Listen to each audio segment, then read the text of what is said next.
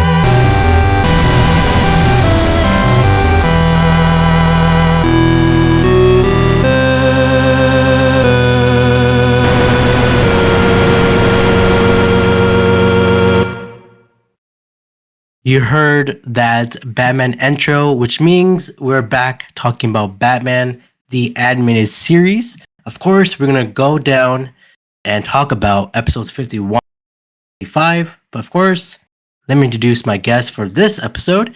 My first guest, he usually, not usually. He might kill the man. He might kill Batman. It's Anthony. Anthony, how are you doing today? Oh my goodness, yeah, I mean, things might get a little squiddly on here, but I'll try to keep it nice and safe and not bring my Rick Moranis energy too hard to the podcast. He's a murderer. Oh, please. Oh. My next guest, of course, he loves mudslides. It is Skyler. Skyler, how are you doing today? That is the worst thing I think you could have possibly said about anybody. What does that even mean? What? Oh, Don't you like what I mean. mudslides?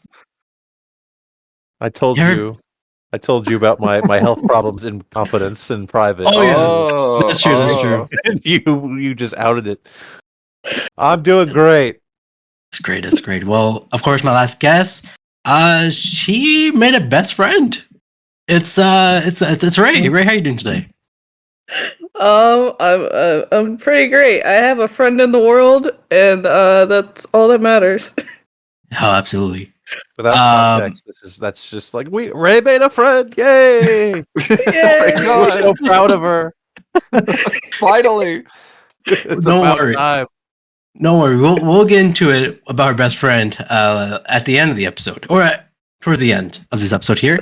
Oh, Anthony, you were not here for last week, but I do want your thoughts on the passing of Val Kilmer. Wow, this is the second podcast where I wasn't on last week to talk about the passing of an actor. Yeah. Obviously, this is very sad to hear. It's unfortunately not surprising. Obviously, it was known for a while that Val Kilmer had health issues. Ray and I got to meet him at a convention while he was battling this stuff, and it was crazy that he was able to do something like that. Like, he seemed like a really kind guy.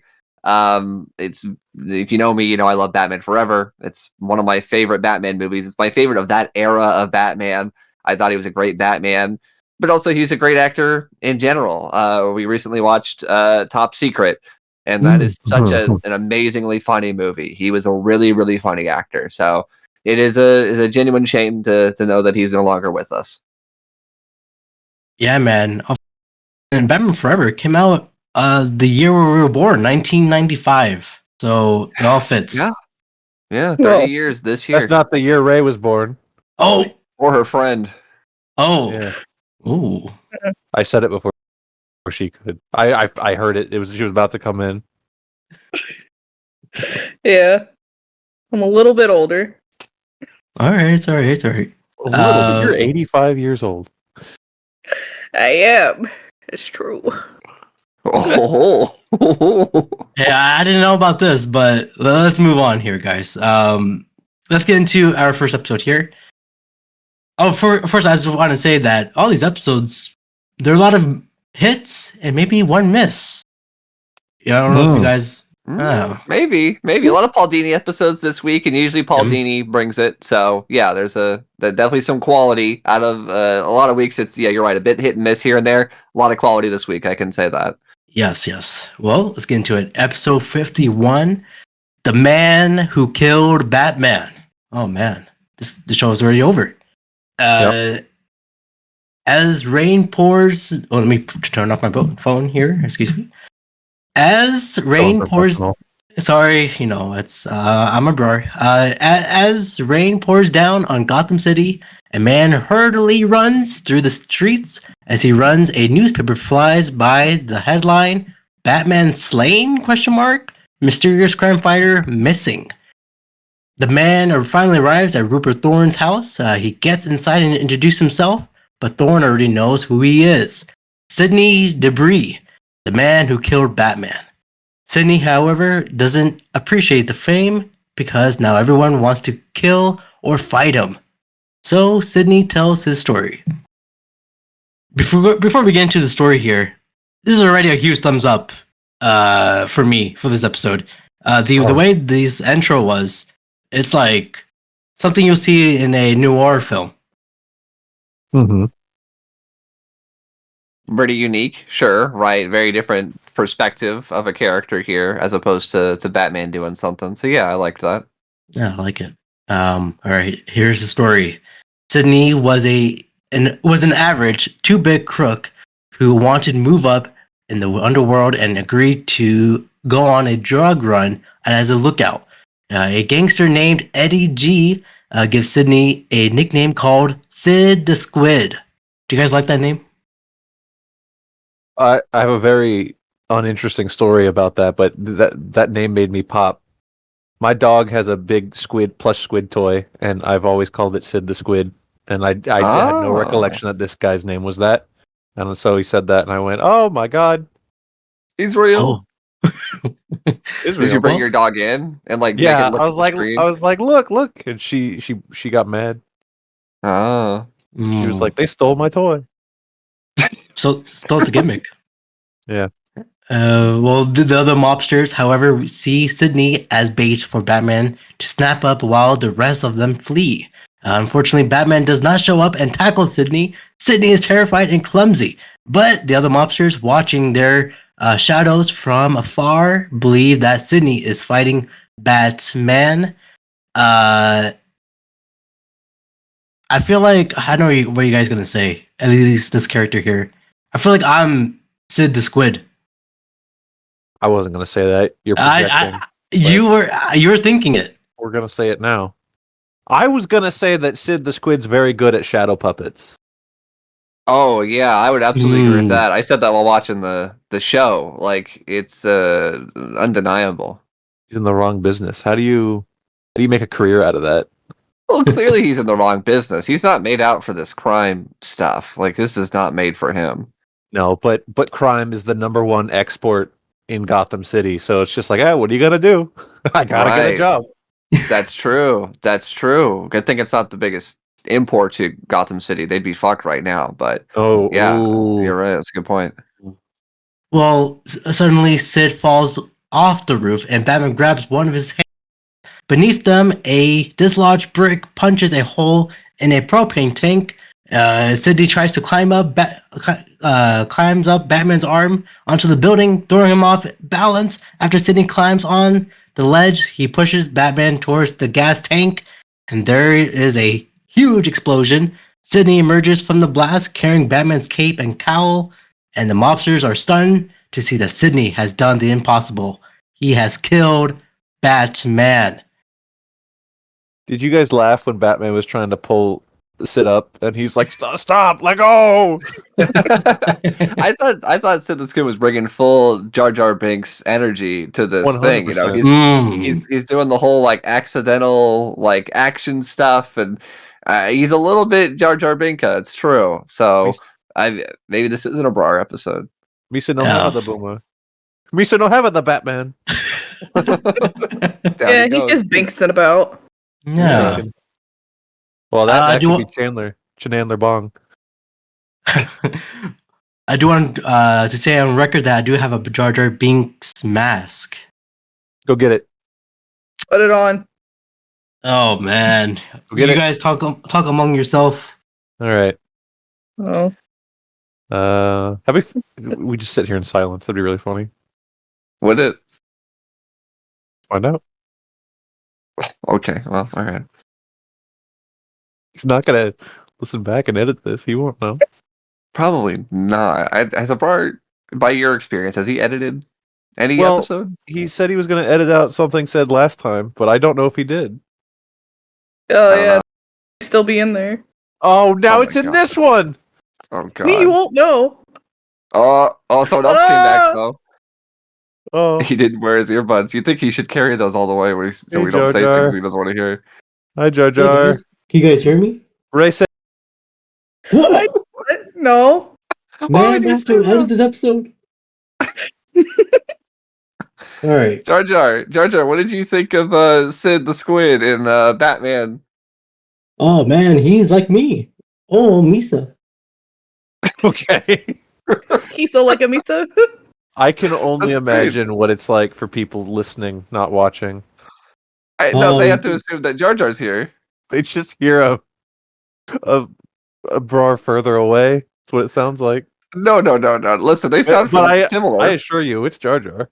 I'm looking at the guy right now. It's Jar Jar Binks from the hit film The Phantom Menace. Like it's him. So Jar Jar in this episode, you watched the episode, correct? oh, Misa. That's not an answer. Okay. Misa's not okay, never mind. So you watched the episode.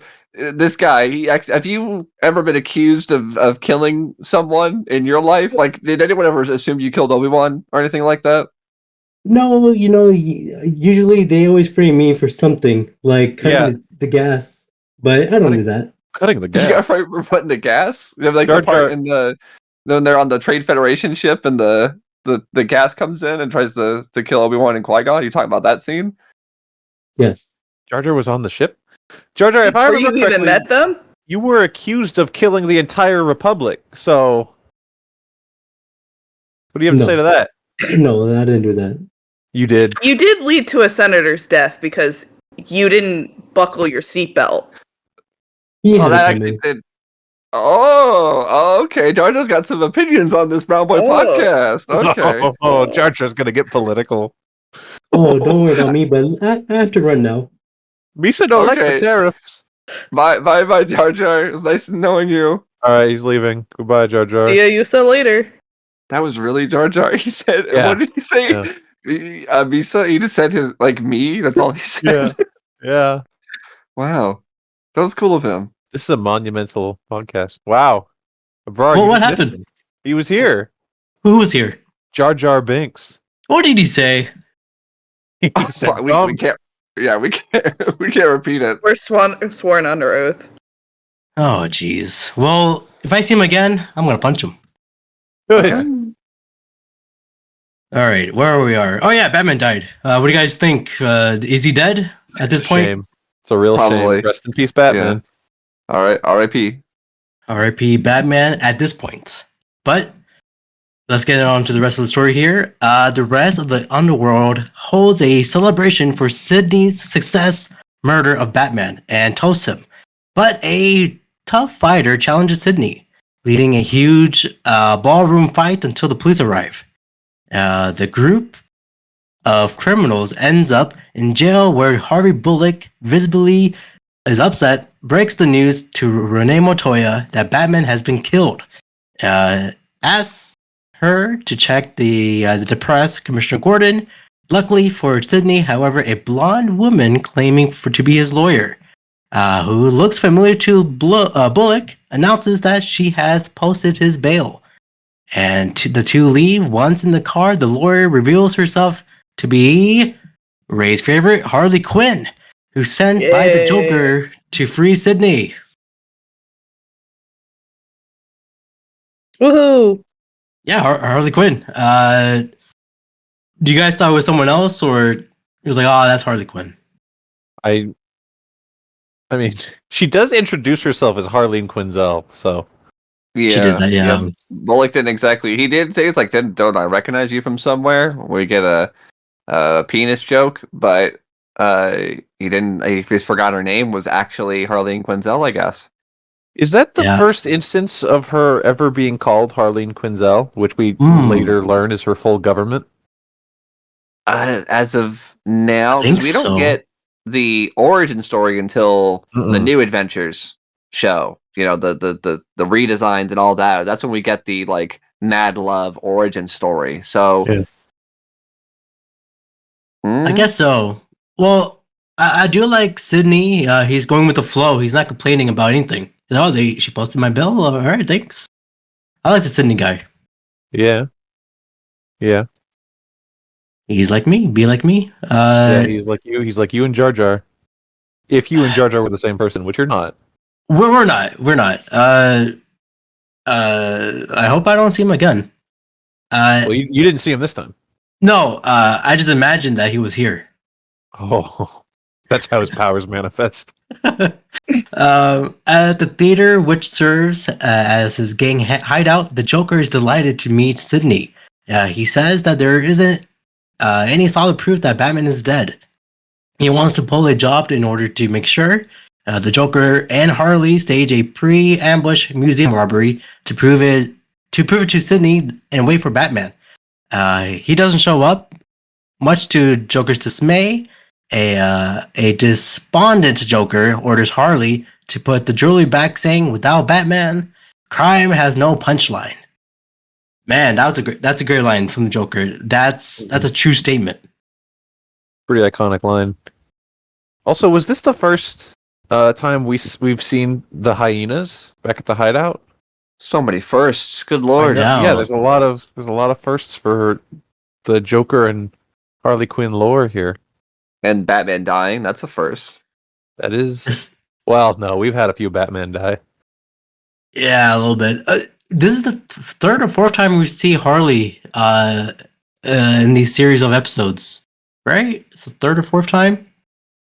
Well, we The- see her again, so Trivia question. And Ray cannot answer. Does anyone know the Damn it. names of the hyenas? Ooh. Axe and Stupid. Smash. No, that's Demolition. Close. Can you give us a one hint? syllable each. One syllable each.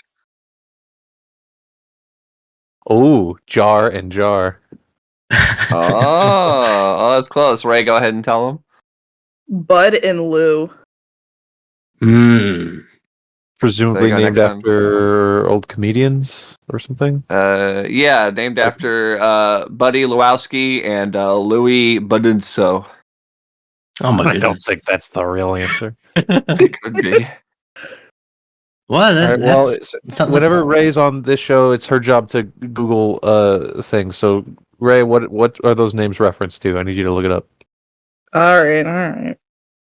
well, as you do that, after evading the police, a funeral for Batman is held in the chemical plant where the Joker was first created and turns out to be fun, but not deadly. The coffin holds Batman's cape and cowl, to which Joker attaches a "Kick Me" sign. Classic. As Joker delivers a eulogy describing the death of the Joker's dream to kill Batman, wishing his jokes could have outsmarted his cold logic. He denounces Sydney for doing it first.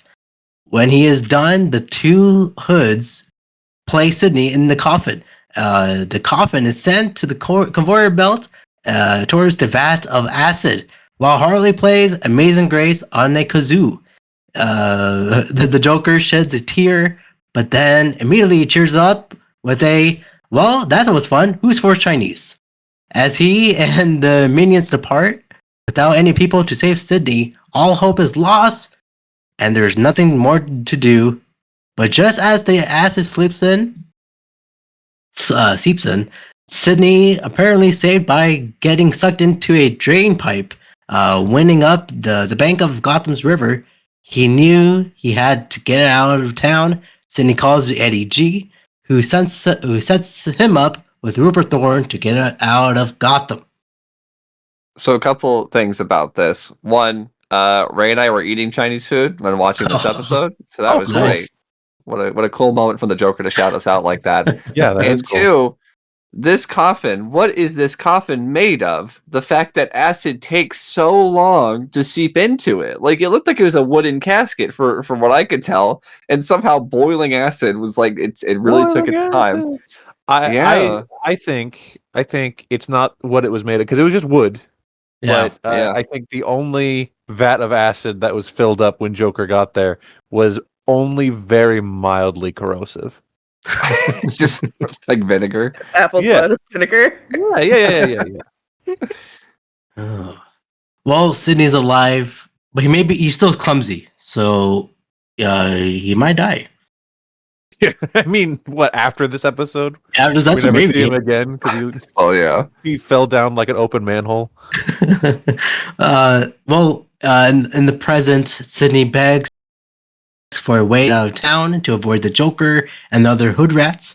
Thorne, however, doesn't buy his story, believing Sydney is trying to trick his all to the drug operation.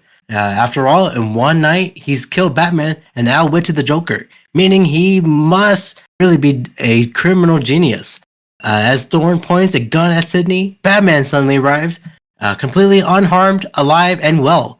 Batman knocks Thorne unconscious and explains to Sydney that he faked his death by swinging away before the gas tank exploded and laid low for a while, observing what happened. Batman did a crime. What do you mean? He faked his death. Oh, no. He didn't fake his death. He just was He was presumed working dead. on it. Yeah. Mm. I love that Batman comes in all cool. It's basically the ultimate, I meant to do that. Yeah. Like no, Batman, that fight on the rooftop was very silly. You survived because you're Batman, but come on. Having an off day, you have a cold or something? It's true. Well, Sydney realizes that Batman saved him from the Joker's ambush and attempts to walk out. It's Batman, so funny. All right, yes.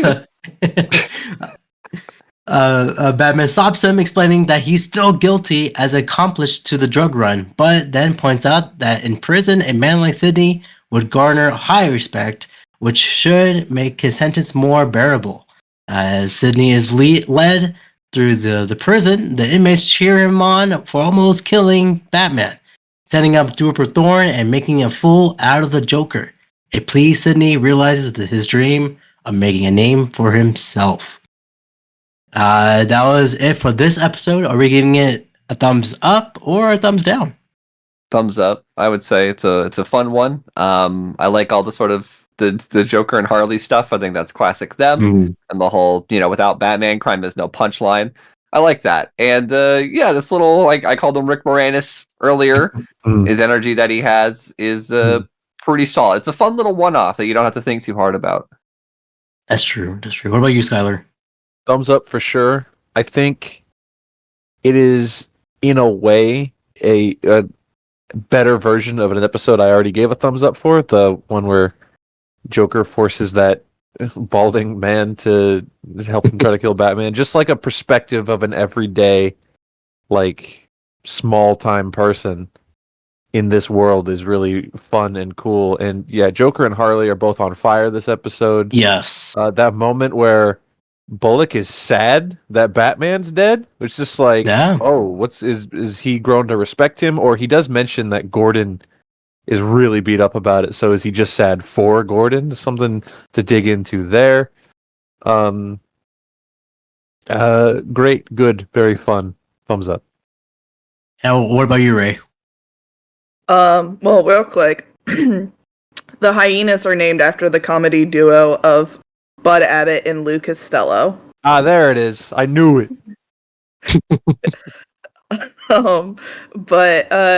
This is a good episode. Definitely a thumbs up for me. I don't know what there's not to like about this. It has really good animation. The story's nice.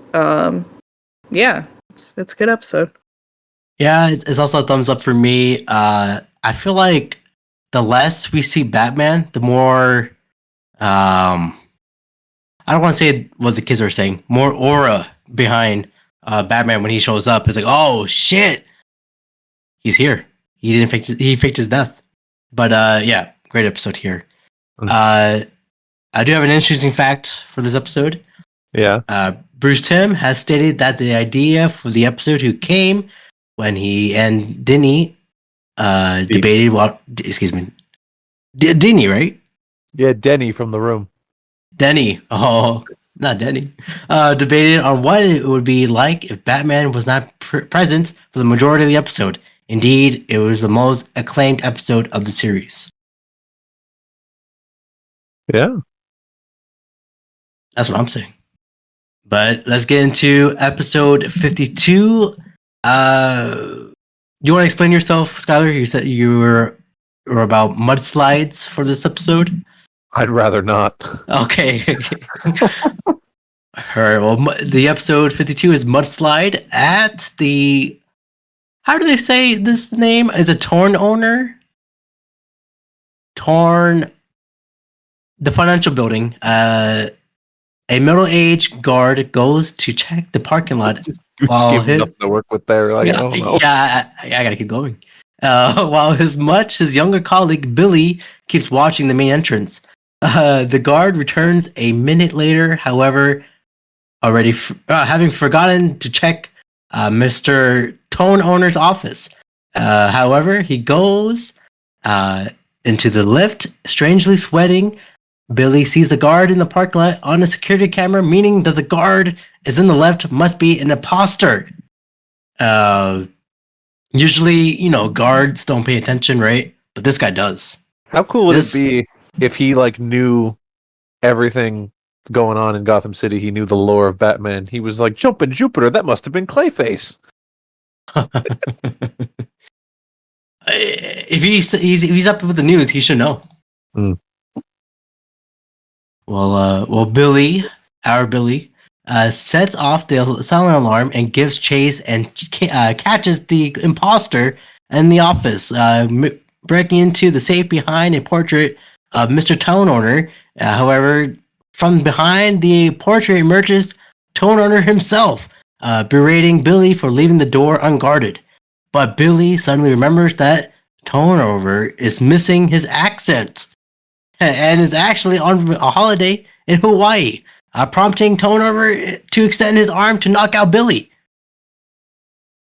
What was Tone Owner's accent supposed to be? He's probably an old British man. Could be Jamaican. No, I don't know. Well, I'm not gonna. All right. I will say this, because it seems like if Clayface is in an episode, they have to make the animation look good, because he can't cheap out on all of his little wavy, muddy, gluey-ness. Yeah. So I appreciate that. Anytime Clayface is moving, he looks really, really good in this episode. Yeah, 100%. Well, before he can finish Billy, Batman appears, and the imposter takes on Billy's appearance and tells Batman he caught a thief. But Batman examines Billy's body and finds a strange clay-like residue on Billy's body, realizing who is the imposter is. Batman turns around, but is knocked out by a mace made of clay. Indeed, the imposter is revealed as Clayface, which was finally resurfaced. Clayface, however, does not finish Batman, but instead flees the building. I know he's big muddy ass out the window. Yeah, I know he's Clayface, but you don't jump out of a window like that. Clearly, he can. He's fine. This made me question, because obviously time's running out, and he seems a little out of it. What was his plan? You think he was gonna get if Batman didn't show up, or if that guy didn't show up, you think he would have gotten out there in time? I don't think so at this rate. This is not would have worked. I'm just saying. It really seemed like he was cutting it pretty close. Clayface isn't smart. He's an actor. Yeah, he is. He's not good with time management. Batman gives chase and notices Clayface quickly losing his energy and leaving a trail of clay wherever he goes. He offers to help Clay become human again, but Clayface, assuming that Batman will likely send him to Arkham Asylum for the treatment, he refuses. Clayface finally collapses onto a bin and starts to melt away until his colleague Stella Bates arrives in her car and rescues him. Guys, Clayface is losing it. He's melting. There's a lot of old movie references in this episode because Clayface is an actor. Yes. Yeah, have you guys ever had one of those dreams where you have to run away from something, but you're not fast, or you have to fight somebody, but your punches aren't fast? Yeah. Yeah, that's what I thought of when he's trying to run from Batman, and Batman's just walking to keep up with him. Oh man. Well, I had a dream when I was trying to run away from a hurricane in my dream, and I woke up. Hurricane Helms? No, not Mr. Helms. Well, imagine that. Running from professional wrestler, the Hurricane. Are you Stand talking about stand back? There's a hurricane coming through. He's old now. R.I.P. No, he's not dead. All right, well, okay. He's not dead. He's a producer now. But Stella takes Clayface to her laboratory and uses a machine to put him in a plastic coating to keep them together. Her car is permanently ruined, by the way. Yes. Absolutely, man. Well, hold on, I gotta see this thing right here. Hold on. Give me one moment, guys. Perfect. Hurricane. You just stopped the show to look at a hurricane. I know. Okay, Hurricane, if you're listening to this, man, we all love you. Stay alive. He's probably listening because he loves superheroes. Right, yeah. That's true. Yeah, he's a bit of a fan as far as I can tell. Yeah. I gotta send him a link. Yeah. He heard from somebody that Brown Boy's got a podcast, and so he... nah. Well, a procedure which knocks him out cold for a while until he wakes up and lashes at Stella for watching an old movie of his, ashamed of his former self. Clayface immediately apologizes, and Stella shows him a way to increase and restore his powers, allowing him to take the form of Matt Hagen permanently, an isotope called MP40, the only source of which he is found at Wayne Biomedical Labs. Willing to risk his life, Clayface vows to remove the plastic coating and steal the MP40 from Wayne. Matt Hagen, he kind of looks like the Oscar trophy. He's so slender. I wonder if that's on purpose, because he's an actor. Probably right. All right. And Anthony, I heard you met the Oscar a few months ago, right? Oh, right. No, he did appear similar to Jar Jar Binks. He did appear on the podcast. Yeah, Oscars. Yeah, that was him. That was Oscars. the guy. Yeah, he I had stepped away for a second. I don't even remember what I was doing, but yeah, he came into my room and recorded a little bit on the pod with my good friend Kirk. He was a very strange sounding man, but he did. I saw just out of the corner of my eye, I saw him sprinting out of my room, and he did kind of look like Clayface here. Clayface here looks a bit more like a plasticky kind of Ken doll man. This guy was a bit more of the Liquid Terminator, but yeah, it's pretty similar. I haven't seen him since, and I kind of hope I don't. But you're right; it does bring back memories. Was Oscar the size of a full human man, or was he the size of an Oscar statue trophy? Oh, he was big. He was oh my god! I mean, the closest thing I can reference it to, staying in continuity of here, is in the Justice League cartoon. Amazo is a big gleam sort of robot. He's like a golden man. He looked like that. So, yeah, maybe they had Oscar in mind when they designed Amazo, or maybe they had Amazo in mind when they designed Oscar. I'm not entirely sure, but he was a big 7 foot tall, 8 foot tall, maybe guy. That's terrifying. There's just a cryptid out, and he's been to your house. Well, he left. Yeah, but he might come back. I Yeah, so hope he. I think it's fine. I hope he flushed the toilet.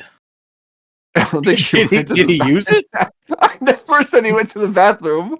You were thinking about Okay. mudslides. All right, move on. A big golden mudslide in the bathroom. Oh my goodness. Clogged the toilet. Well, Batman, meanwhile, takes a sample of Clayface's body back to the Batcave and learns that the result of this new overdose.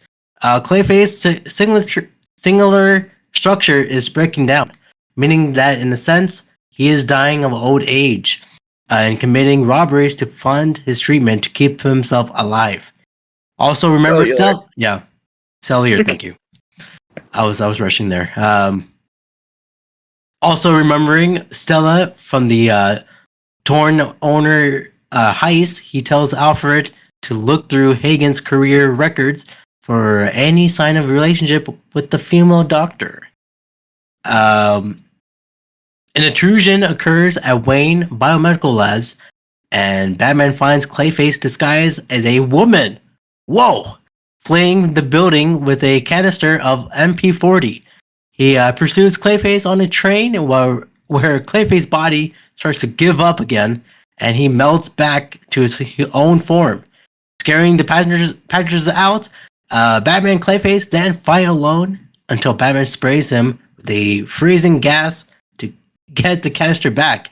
But Clayface jumps out of the train window. He likes to do that, and lands in a truck cargo hold, breaking into pieces. Nonetheless, he thaws out shortly after and laughs at the MP40 canister he took. It's kind of like the Saved by Kitty litter bit from Batman Returns, but instead there's nothing in the truck and he just smashes to pieces. Well, how should we help Hagen here? What should we tell him? I don't know. It's very tragic. This version of Clayface, very tragic. Huh. We gotta. I mean, I don't want to give him the treatment. Again, he might die without it. True. I mean, that's the thing with a lot of versions of characters in the show, where it's like Clayface is one of those guys who's like, I can't imagine him as like a bank robber, right? Like he kind of has to be tied to this kind of stuff. It has to be these types of stories. This version of the character is so tragic. Like Batman, when he first sees him, he's like, that offer still stands for me to help you.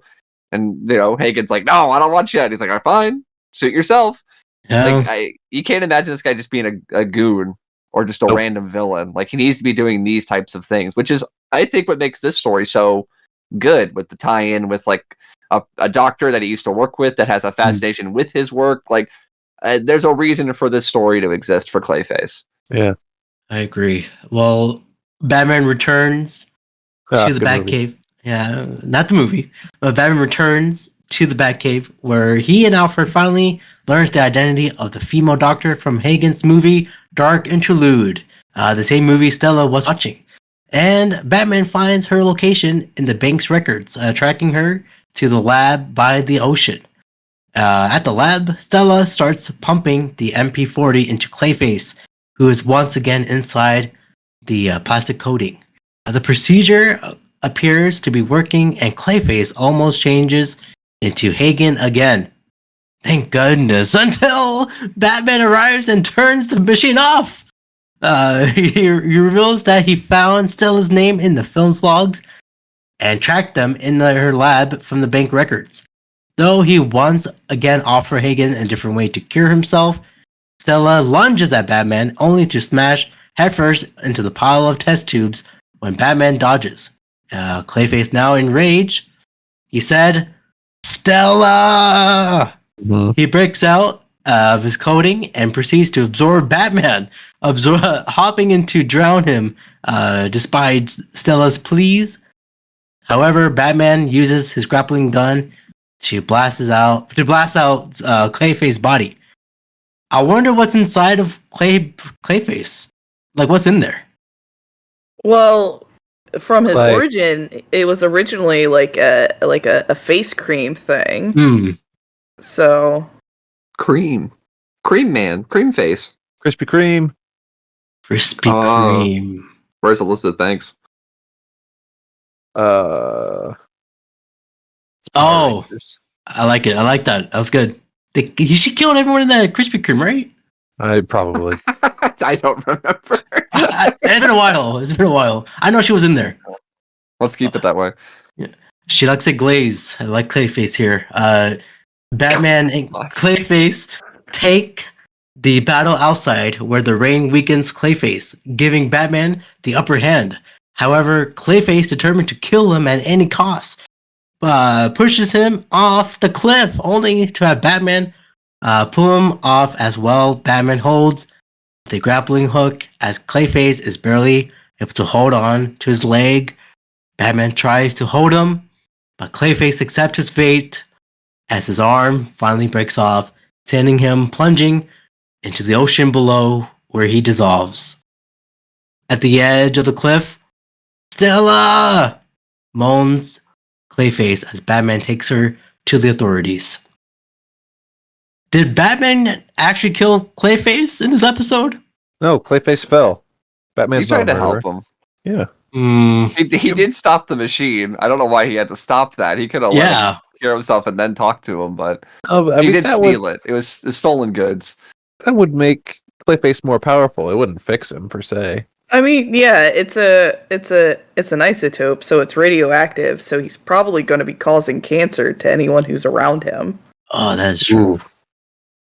He could have given himself cancer. That would have solved the problem. Big cancery mudslide. Whoa. Well, are we giving this episode a thumbs up or a mudslide down? Thumbs up, I would say. Thumbs up. This might be one of my favorite episodes we've watched so far. Oh, interesting. More than the two-parter introduction. That one was really good too. I think Clayface is just such a strong part of the show. Yeah, I agree. Like I said earlier, it's a character because of how tragic and interesting they've made him. You can't just make him a reoccurring villain and make him less interesting. So for now, having this be his death is kind of fitting and makes it more tragic for the monster that he is. Like it really does feel like an appropriate use of the character. So yeah, I really do like this episode. Thumbs up for me. He really does feel like more of a universal monster, old school movie monster than the multiple actual universal monsters that have been on this show so far. The Invisible Man and the Wolfman and Clayface just really has that kind of like tragic Frankenstein feel to him. 100%. What about you, Ray? Do you hate this episode? Yeah, do you? No, I don't. I very much like this episode. It's also a thumbs up for me. I like how this Clayface design, because he's not like mud brown or he's not even like a reddish brown to like match actual clay better. He's almost like he matches like the Caucasian skin tone. So there's just times where it's like you can almost perceive him looking like a wad of flesh, which really adds to the body horror aspect to him. But yeah, this is it's a great tragic episode. So thumbs up. Yeah, same here, guys. All you guys, what you said, it's pretty much what I was going to say. Thumbs up for me as well. I know they're making that, I don't know if it's a TV show or movie of Clayface. Hopefully, I don't know how they're going to make that. Are they going to make it grounded or like more sci-fi? I'm not sure what they're going to do with that. Well, it depends on which Clayface they do. True. Well, for the interesting fact for this episode, I have nothing. He's made of clay. He is made of clay. You guys have any pointers or anything about this episode you got to say? Pointers? You ever Any find pointers yourself, for the watchers out there? you ever find yourself made of clay? Don't go out in the rain and don't fall into the ocean. Oh, good point. I guess I will ask, do you know how many Clayfaces there are? No, I don't know. 24. In the comics, specifically, is what she's asking. How many Clayfaces there have been over time? Ray, do you even have the answer in front of you when you're asking? I do. Like I do. five? Oh, I think there's like 5. Any more What is it? guesses? 9. There's 8. Oh. Damn, you were technically closer, bro. Good job. All right, I get 10 points there. 10 points oh my to God. Abrar, good job. Thank you. Is Matt Hagen the original, or is he like a copycat? No, he's not. Matt Hagen is the second one. Oh. Basil Carlo is the Right. first. Mm. And the one that's in the show here is a mix of those two. It's sort of Okay. the name and the power set of, or sorry, it's the name and the power set of the second Clayface, but the story and personality of the first Clayface. So Basil Carlo was the actor Clayface. Mm. Right. Matt Hagen in the comics, I think, was like a guy who was like a treasure hunter who like found a cave and like touched a rock and became a clay man. I think that's what happened to him. But there's been a lady Clayface. There's been a Clayface that melts people.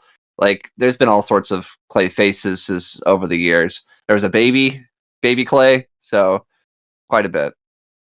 Two of the clay faces had a baby. Ugh. Yeah. Yeah, talk about a mudslide. Oh. well, hopefully this TV show will have all these characters in one show. Well, it's a movie. Oh, it's a movie? Okay. Yeah. It's a rare movie. Let's get into the next one here, guys. Episode 53, Zatanna. Yeah, there you go. Thank you. All right. Well, Bruce Wayne and Alfred are in the audience for a show put on by the magician Zatanna. She dazzles the audience with a few simple tricks, but Bruce, real focus on is Zatanna's herself. Alfred reminds Bruce of his past acquaintance with Zatanna and her Faja, and Bruce begins to remember about his training days with the pair. All right, we get a little flashback again here. A teenage Zatanna watches intensely as young Bruce, under the alias, under the name John Smith, what a typical name, struggles to escape from his straitjacket and chains while hanging upside down. He manages the defeat in less than a minute, and her father, her name, and his name are pretty similar. His father's name is Zatanna. That's their last name. Okay, oh, that's the last name. Okay, but I was about to say like that. I think that's a girl's name. Why is he? Okay, He's got a girl's name. Zatanna. Okay. He's Giovanni Zatara, and she's Zatanna Zatara. oh They're man, Italian. I got Yeah. it. Where is the Italian? Right here. Oh, here, hello. Well, Zatara proudly informs him that he's beaten his old time by several seconds, but she's upset to overhear that John, I'm doing bunny ears, will be leaving soon. Zatara wonders why he would be so determined to become an escape artist, yet have no interest in performing on stage. Zatara then laughs as the elder magician ends up sharing the deepest secrets of his art. Sensing something of a young man's tragic past, Zatara ejects Zatanna from her eavesdropping spot and then makes a graceful exit. Zatanna is upset that John will not be finishing the tour with them since she has become strongly, attracted to him. John explains that he has to move on to the next stage of his training and will be leaving for Japan the next day. Oh, Kyodai. She encourages him to loosen up a little and pulls him to a friendly hug.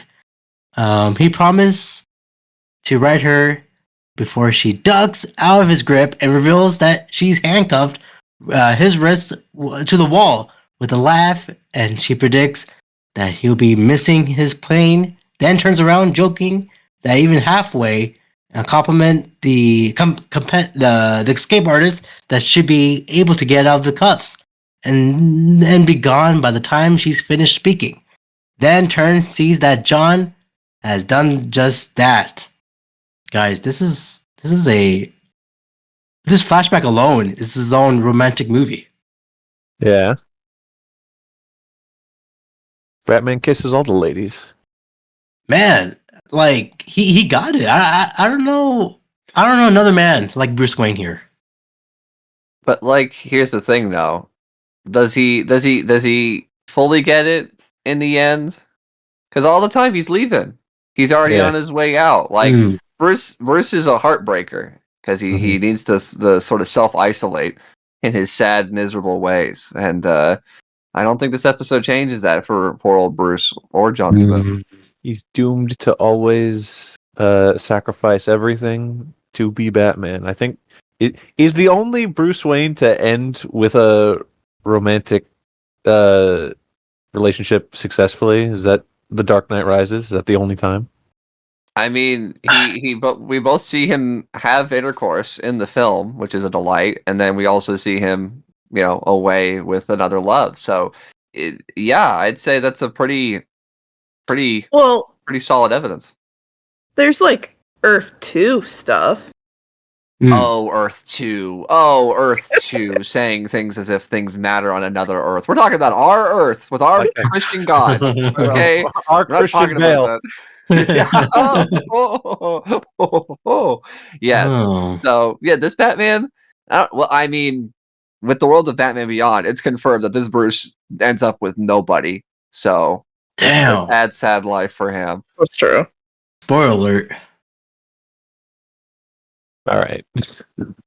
Well, back in the present, Zatanna prepares for her grand finale and brings two special guests on stage with her. Dr. Kane, a wealthy adventurer where hobby is debunking magicians' acts, and Irving Falsewater, the manager of Gotham Mint. For her finale, Zatanna announces that she plans to make 10 million in cash, newly stored inside the mint, disappear without a trace. That was her first mistake. Yeah, and challenges that even Kane won't be able to figure out how she did it.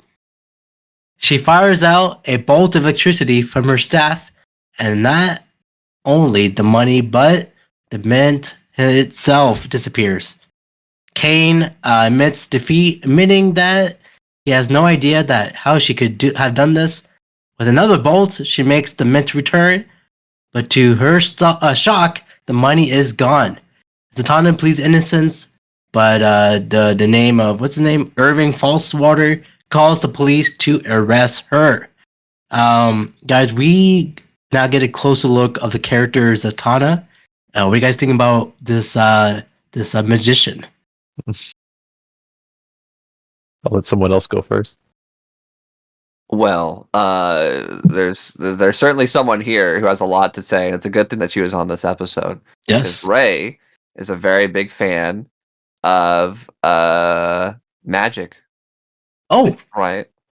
Yeah, I mean, I adore her. She's a personal fave of mine. Ray's a big fan of Zatanna. That's okay. how it would be. I couldn't have guessed by how she knew her father's first name. Yeah, that's true. That is very true. That he's Giovanni John Zatara. Yeah. Oh my god. The full government. Well, John's a nickname because Giovanni's hard to say for some people. Yeah, do we know? I'll say this: to talk about Giovanni still. Do we know where his first appearance is? Does anyone know what this is? Ray knows, but like, what are you asking? Idea. What's going on? Giovanni Zatara first appeared in Action Comics #1. Whoa. He's as old as Superman. Like, this is a character. That was back in the day where like not one book was not just one story. It was usually split up into multiple stories. And so the other story in Action Comics is about this fucking magician guy. So this is a character and is part of DC history as far back as Superman, which is kind of crazy when you think about it. Here he is in this Batman show as someone's dad. Crazy. Oh, wow. Yeah. Man, I thought it was crazy that Zatanna in this show just looks exactly like Lois Lane yeah, a little bit.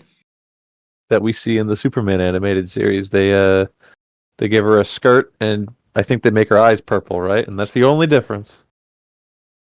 The art style's a little different, but yeah. The only difference. She is very likable, I'll say. She's bubbly. Yeah. She has the same kind of cute energy that Barbara Gordon had earlier. Oh. Don't Well. make that sound. Oh, sorry. Well, look, Barbara stands on business. Mhm. Will Zatanna stand on business at the end We'll of the see. episode? We'll Huh? see. We'll see. Right now, at the moment, she stole the money. Well, she didn't steal the money. Is she It was using real gone. magic in this episode? What's going on?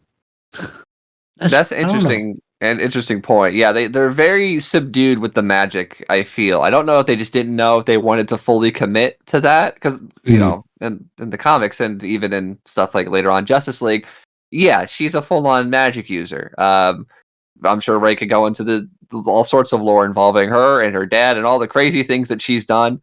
But we the don't men have that she time. slept with, but we don't have time for any of that. So yeah, here Homo they kind of magi. leave it a little bit up in the air, which is interesting. Like, Hmm. because she's doing the thing. It's that what's that movie? Now You See Me, where they're like, we're street magicians and we're doing crazy stuff, optical illusions, and you don't know how we're doing it, and then they just do things that are impossible. So it's that I feel like she's using magic and then just pretending to be a street magician, but then I don't know how the money got stolen if it was real magic. Well, we don't know yet, but I'm sure she watched either that movie or the Disney Channel original movie. Now you see me. No, now you see it. Something like that. I don't remember that one. That's not on the list, so we're not watching it. No, it's not on the list. It's not on the list. It has cowbell. Well, Cowbell.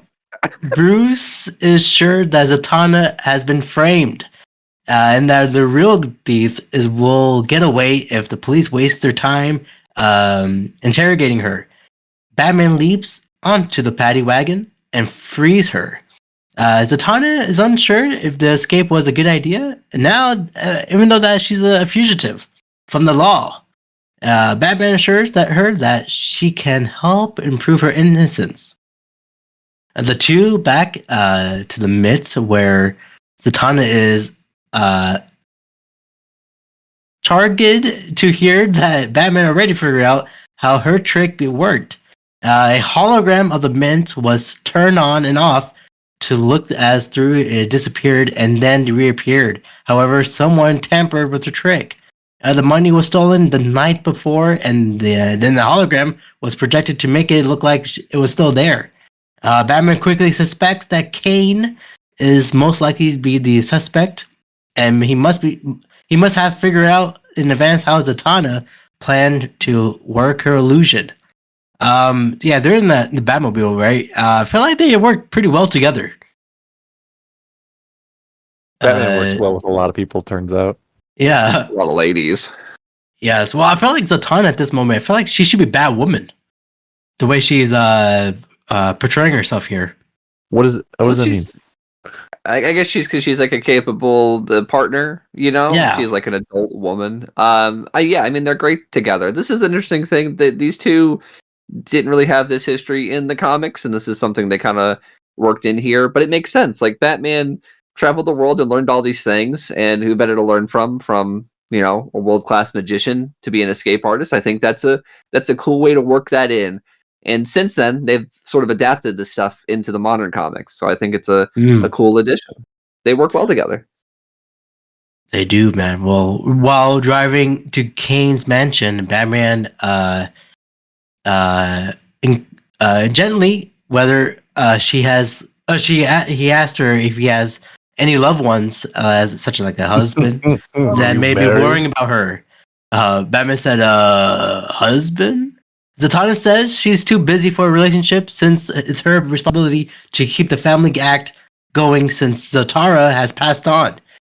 Batman offers his condolences and then quickly covers by saying that he saw Zatara perform as a child. Zatanna says that she's feeling they met before, and Batman ducks the question as they make it to Kane's house. I feel like Batman, you know, he should take off the mask and say, "Will you marry me?" Just do it, man. Right just here. say it right now.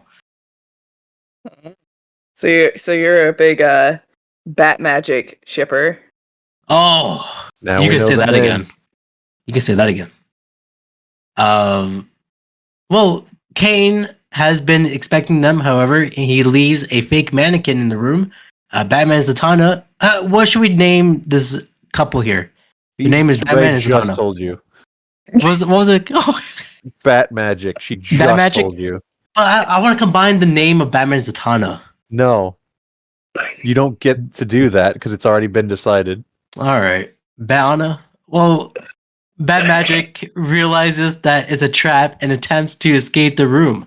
But they fall through a trap door into a room with spiked walls closing in on them. Star Wars 1. Batman manages to disable the trap by removing a spike and jamming into the gears, slowing the movement of the walls just long enough to climb spikes and out of the trap door. Finding the picture of a large seaplane, Batman realizes where Kane has gone and goes after him. Thoughts on this scene here? I feel like they should have died with the spikes. Yes, that'd be a really compelling show if that had happened. So Yeah. much for Bat Magic, I guess. yeah, I guess. But realistically, I mean, how do you get out of that situation? Not How like- he did it. Yeah, but witnessed it. we're not like Batman. We're all probably like getting impaled. Well, you Why does don't it- carry a belt with some acid in it that you can. Also, you're not Take supposed to get out of it. That's a Mm. death trap. Oh, Yeah. You know what? Ray's got a point. They Yeah. were supposed to die. Batman broke the rules. Oh man, he faked his death. Now breaking the rules. This guy's crazy. Yeah. Barely out well, there. It's breaking the rules. Oh. Yes. Well, Bat Magic confronts Kane aboard the plane. Unfazed, Kane sets the two goons on them. Batman is easily able to hold his own against the thugs, but Kane seizes Zatanna, forcing Batman to surrender. Kane, charmed by Zatanna's beauty, Squimmers offers to spare her life for the right incentive, which she responds to by grinding her Slento heel hard into his foot. I feel like she should have do it to his nuts to make more impact. No, he'd like that. That's true. Yeah, that's true, right? He likes Uh-oh. yeah. Don't do that. Kane's goons chain her and Batman together, preparing to toss them off the cargo ramp into the sky. Batman whispers to her. Oh, this is an important scene here. Batman whispers to her to reach into his glove, adding, "Trust me, Zana, which she realizes was John Smith's pet's name for her. She removes a lockpick from his glove and begins to work on the chains. Before she's finished, they are both shoved out of the plane, and Batman grabs a length of webbing with his foot, causing them to hang in midair.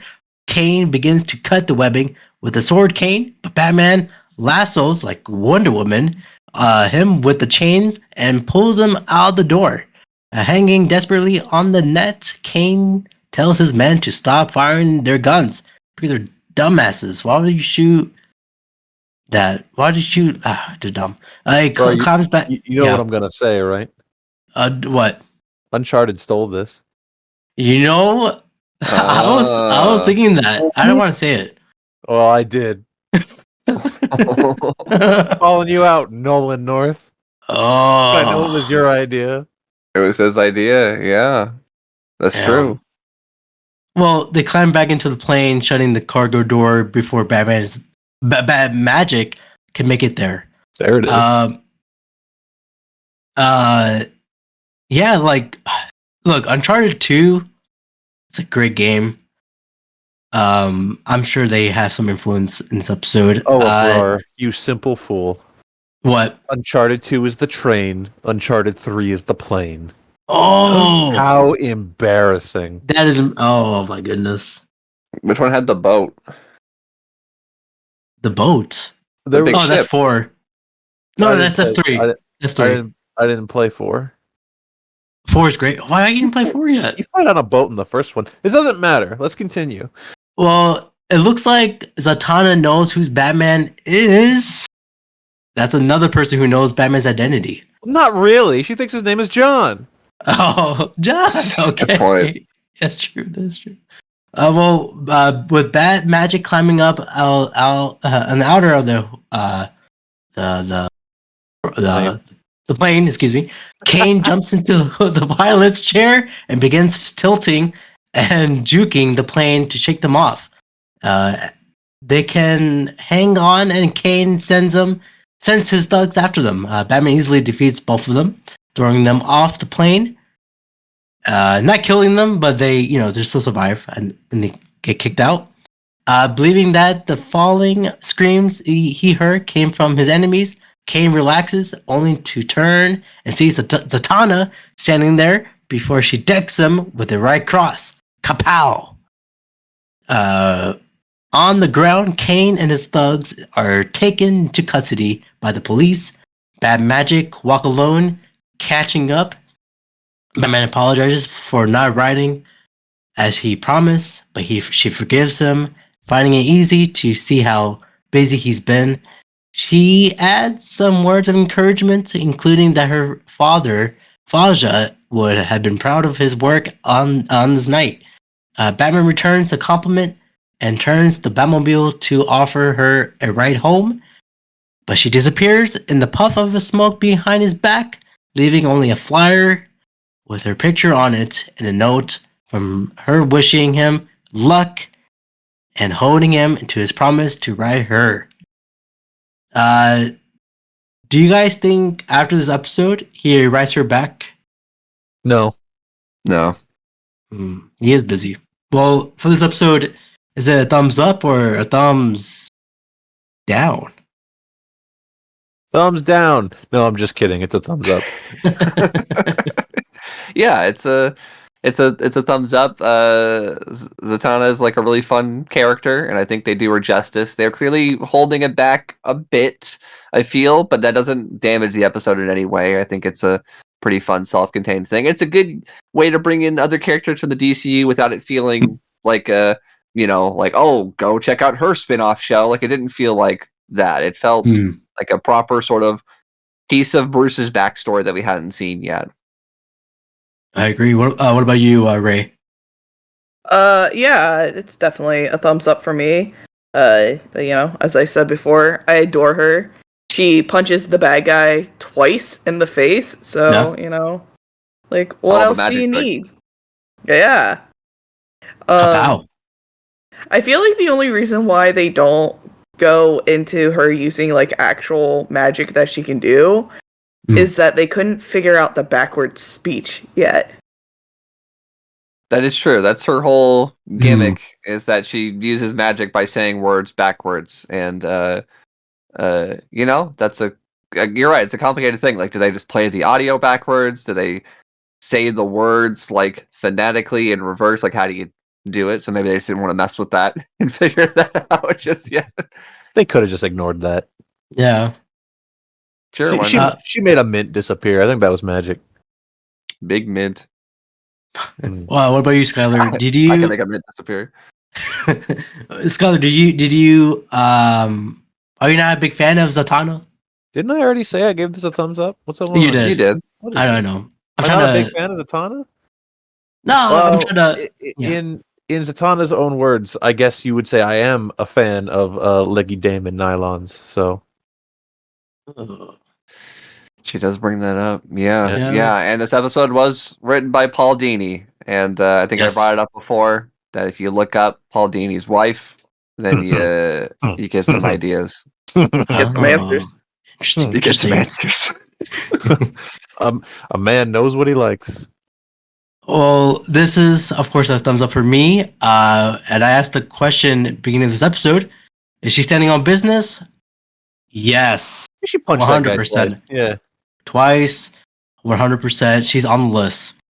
I do have an interesting fact for this episode. The spiked pit appeared to be a tribute to a similar scene from Indiana Jones and the Temple of Doom, 1984. Are going to die. One of my favorite places. Oh man, we always need a Harrison Ford in our life. Yeah, I agree. Mm-hmm. I agree with that. All right. Well, let's get into the next episode here. Not a lot of people's favorite, but they're wrong. It is episode 54, The Mechanic. Oh boy! Not the So season. Yeah, go ahead. the last episode was a right episode for Zatanna. This episode, Skyler and I have a story about this episode. As Oh, Skyler teased in the group chat earlier this week. So I don't know if we should tell it. Like, should we tell it when it happens? Yeah, I guess it is a bit of a It's a long story, revealed honestly. It's a bit moment. involved. Yeah. So That- we'll just cut you off when it happens, and we'll tell our That's- story, which really Yeah. isn't that interesting. We're just stupid, but we're gonna No, do it it's- anyway. It's an insight to our personal history. That's true. No, That's true. that is fine. Well, of course, we're talking about The Mechanic. And of course, I am not talking about the Jason Statham's movie, The Mechanic. Ooh, I know he has a movie that's out called The Working Man, yeah. Close And he's enough. also the beekeeper, The Beekeeper. and he's the transporter. He is the transporter. He's the What's going on cranker. here? I don't know. What's Jason up to? I don't know, man. He's just doing all these roles for our enjoyment. He's not doing a good job. That's true. He No. I definitely think he's did, doing it he for money. definitely did crank high voltage for our enjoyment.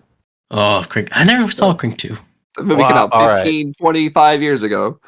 Yeah, I did. Well, let's get into it here, guys. Batman and Robin are pursuing the Penguin's thugs. Falcone. I'm sorry that I said Falcon. Falcone and Sheldrake in their getaway vehicle. After Falcone sees the bullets bounce harmlessly off the Batmobile's armor, Egerton takes drastic action to escape, jumping the car off the end of the dividing bridge.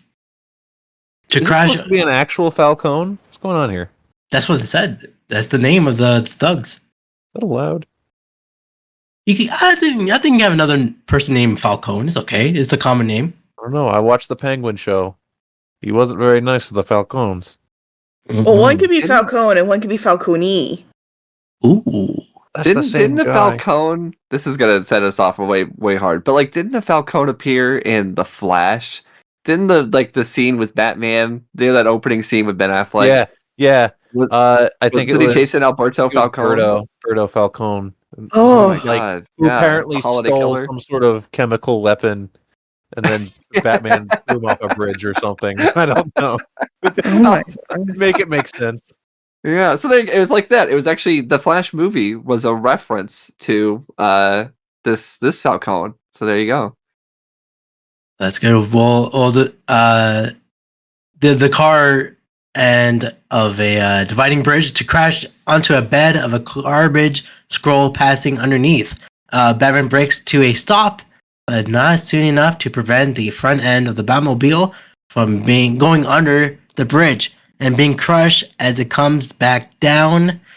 Man, this Batmobile is a mess. Is it? I was just wondering, like, is it covered by insurance? Does he have back coverage here? He His doesn't car. have insurance. He's just very, very rich, so it's kind of like he the same knows thing. a guy. Hmm. Oh, Allstate. I got it. Well, the Batmobile limps into the secret garage operated by Earl Cooper, who designed the vehicle. He and his daughter, Marva, will say they will need a few days to repair it. And in the meantime, and give Batman and Robin 2 bat cycles to ride. Yo, shout out to Earl and Marva. This is the first time I've been hearing these names here. What do you guys think about these guys here? These father and daughter duo. I like Earl. He seems cool. Yeah, Yeah. I like them. Chill guy, I guess. I guess Seems normal. we can assume. He is normal. So like now in the Batman lore family, whatever. It's like Lucius Fox who in the R&D stuff that does all the gadgets and the Batmobile stuff, and he knows who Batman is. But Lucius Fox we've seen in the show, and he's got no clue what Batman's doing. He doesn't know. So we have this kind of character who doesn't know who Batman is, but Batman's got him on retainer. So that's You kind of trust him. neat. Yeah, I think Yeah. it's just like the flashback in the Zatanna episode, and then you're seeing him train in the ninja episode. We're just getting like a wider look at Batman's world, how he operates, and yeah, he's just got this mechanic. He's answering where the Batmobile came from, which I think is cool. And yeah, this guy's getting the job done. I don't know why he ordered all the parts at the same time from the same place. Very clearly, gonna tip somebody off. Not a bright Harold idea. would never make that mistake Why would you say that? because Why would you say such a thing that they don't understand? I don't understand. Why would you say that? I don't. This podcast is not a place to just openly say in jokes, Ray.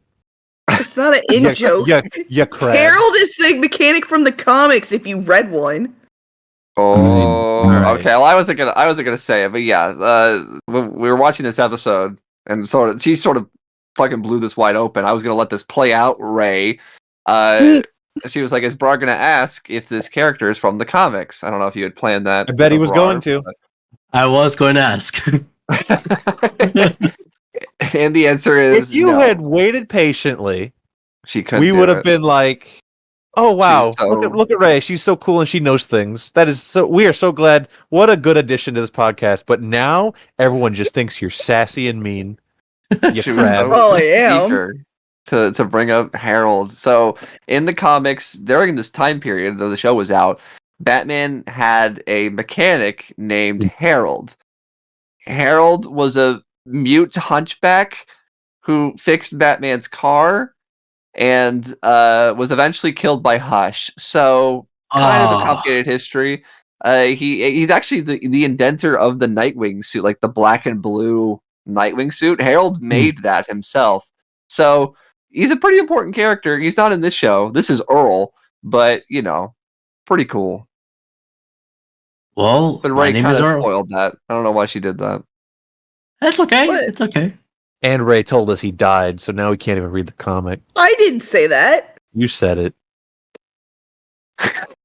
Damn. Well, shout out to Earl and Marva. We need them right now at this moment because our car is damaged. Yes, that's true. That is the plot of the episode. In his hideout, Penguin is Oh, did I skip a spot? No, I did not. Penguin is angered that his men have botched the robbery they were assigned to carry out. Instead of stealing the rare edition stamps he wanted, they have stolen much less valuable ones by mistake, which aren't even worth enough to cover the repairs to the getaway car. But then Falcone introduced an acquaintance of his, Arnold Rundle, who works for an auto parts company. Rundle shows Penguin's Earl's order. Not seeing where he's going with this, Penguin asks him, "What's the point of this?" Rundle explains his theory that they are for the Batmobile. Rundle says that based on Falcone's description of the damage suffered by the Batmobile, Rundle has created a list of the kind of exotic parts that would be needed to fix. He has traced a sale of such parts to Earl's garage, and he has been compiling his list for some time. Penguin is delighted and rewards Rundle with a large check before bundling him onto a rubber ducky boat that vanishes down a raging whirlpool. What's going on with the Penguin here? He flushed him down the toilet. Oh my goodness! He did do that. Was this guy trying to do like a Jerry Lewis Nutty Professor thing? Is that what was it? I feel like he was trying to give like a old school kind of nerd voice to this guy. I'm sure. But yeah, the Penguin. This is I have to assume this is very Returns inspired episode. Penguin seems like the most affected by the Tim Burton movies, obviously with the design and everything. And this episode is almost verbatim what happens in Batman Returns. So yes. having this underwater cave with the ducky car and everything was very odd. And yeah, he just sends this guy down the river, literally. He died? Did Arnold died here? We never see him again. He's dead. Well, with that being said, I forgot to ask this question early on when the Batmobile got crushed. Have you guys been to a car accident in this magnitude or not this big magnitude? What? Of this magnitude. My car has never been crushed by a bridge. No. Okay. That's good. That's true. Okay, I can agree with that. I've never been crushed by a bridge before. Okay, that's good. That's good. For those who have, get some good insurance. Probably not listening because they're probably not alive. No, they're alive. Come on. Transition. Penguin and his thugs invade Earl's garage and take Earl and Marva hostage. Great. At first, Earl refuses to help Penguin, who is intrigued to know why he is so loyal to Batman. Earl explains how Batman saved his life twice. Flashback, man. We're getting a lot of flashback for these episodes here. Earl, once an engineer for Global Motors, after the company leaders refused to listen to his warnings about serious safety defects to ones of their cars, reasoning that they could not legally be held responsible. As we all do, Earl quits. Fearing he was going to report it, his former bosses sent thugs after Earl, but Batman saved him. They attacked, prompting Earl to report both of the defects and the attacks of the police. Several months later, Earl has been unable to find another job due to being prescribed by the auto industry as a whistleblower. When Batman appears again in his rundown Batmobile and asks for Earl to design and build him a new one.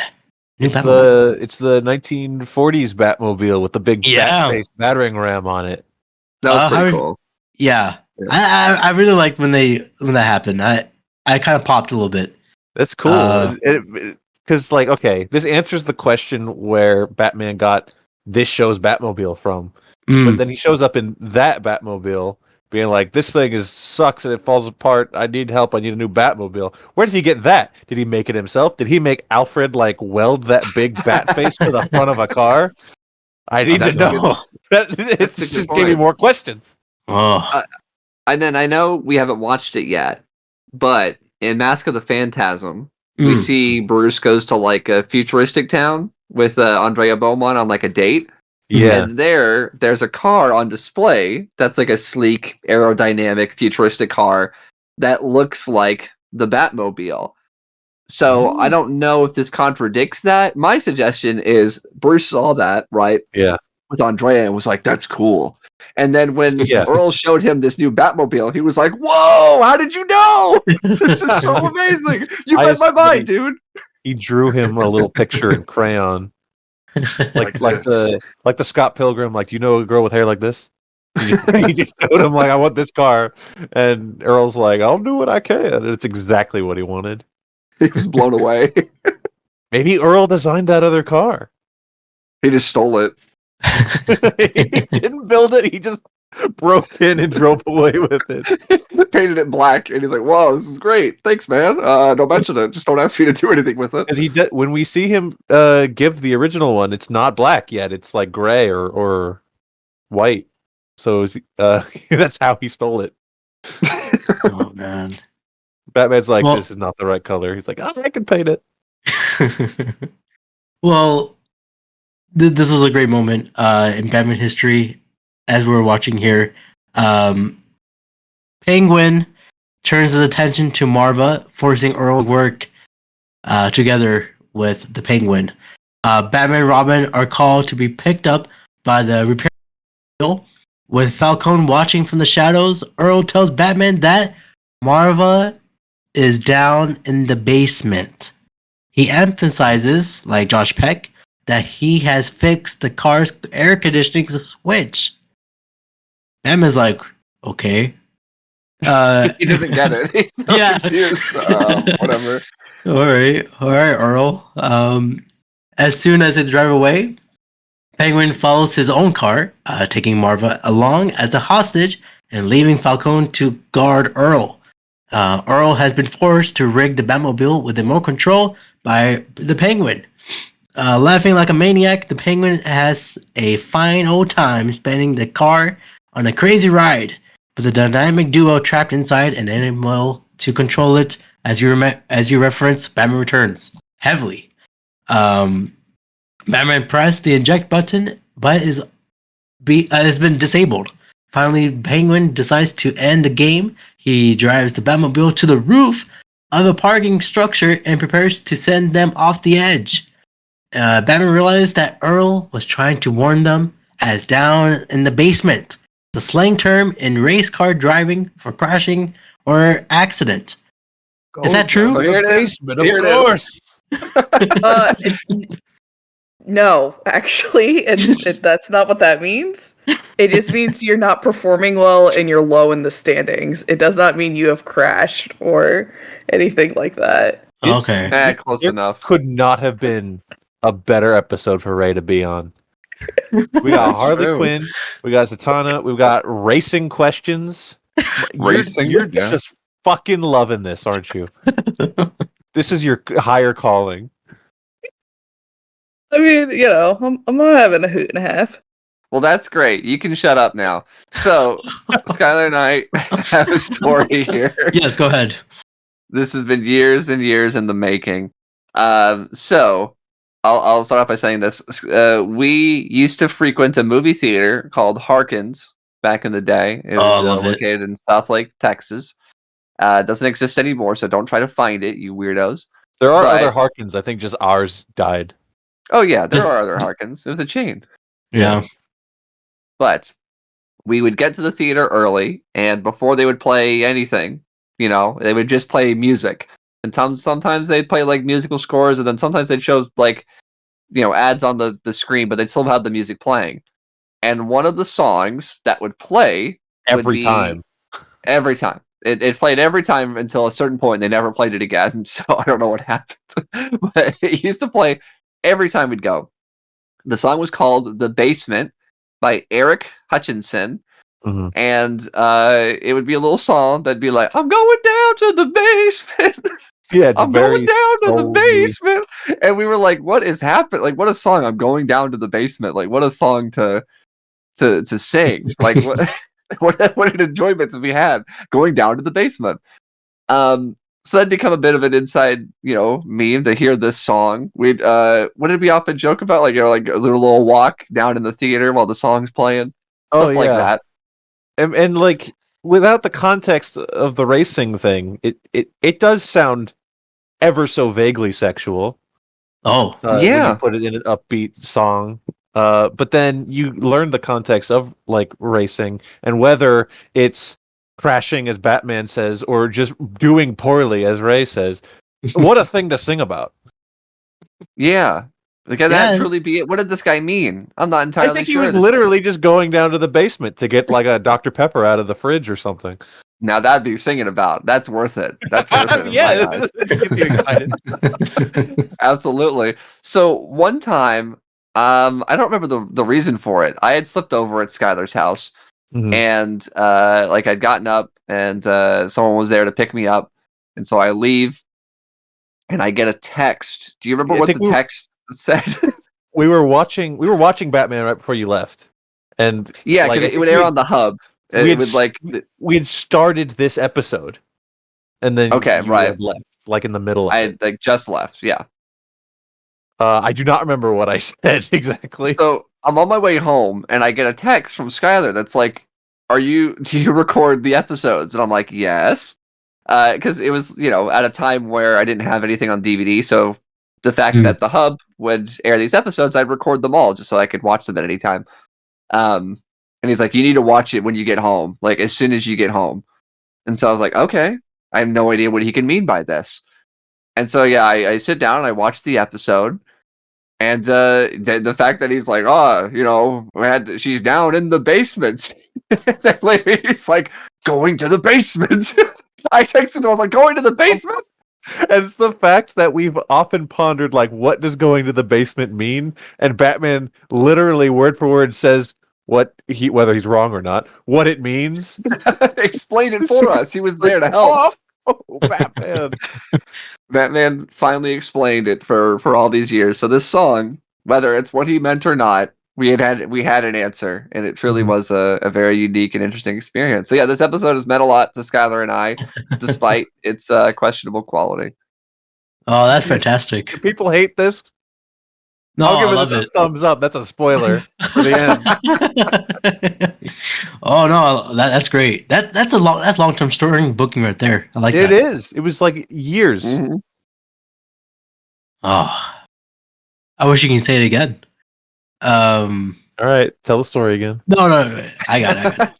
So Harkins, okay. Harkins is only in Colorado now, in Arizona. I think that's the only few locations. You could ask Daniel. I'm sure he knows because he used to work there. He used to work there. Yep.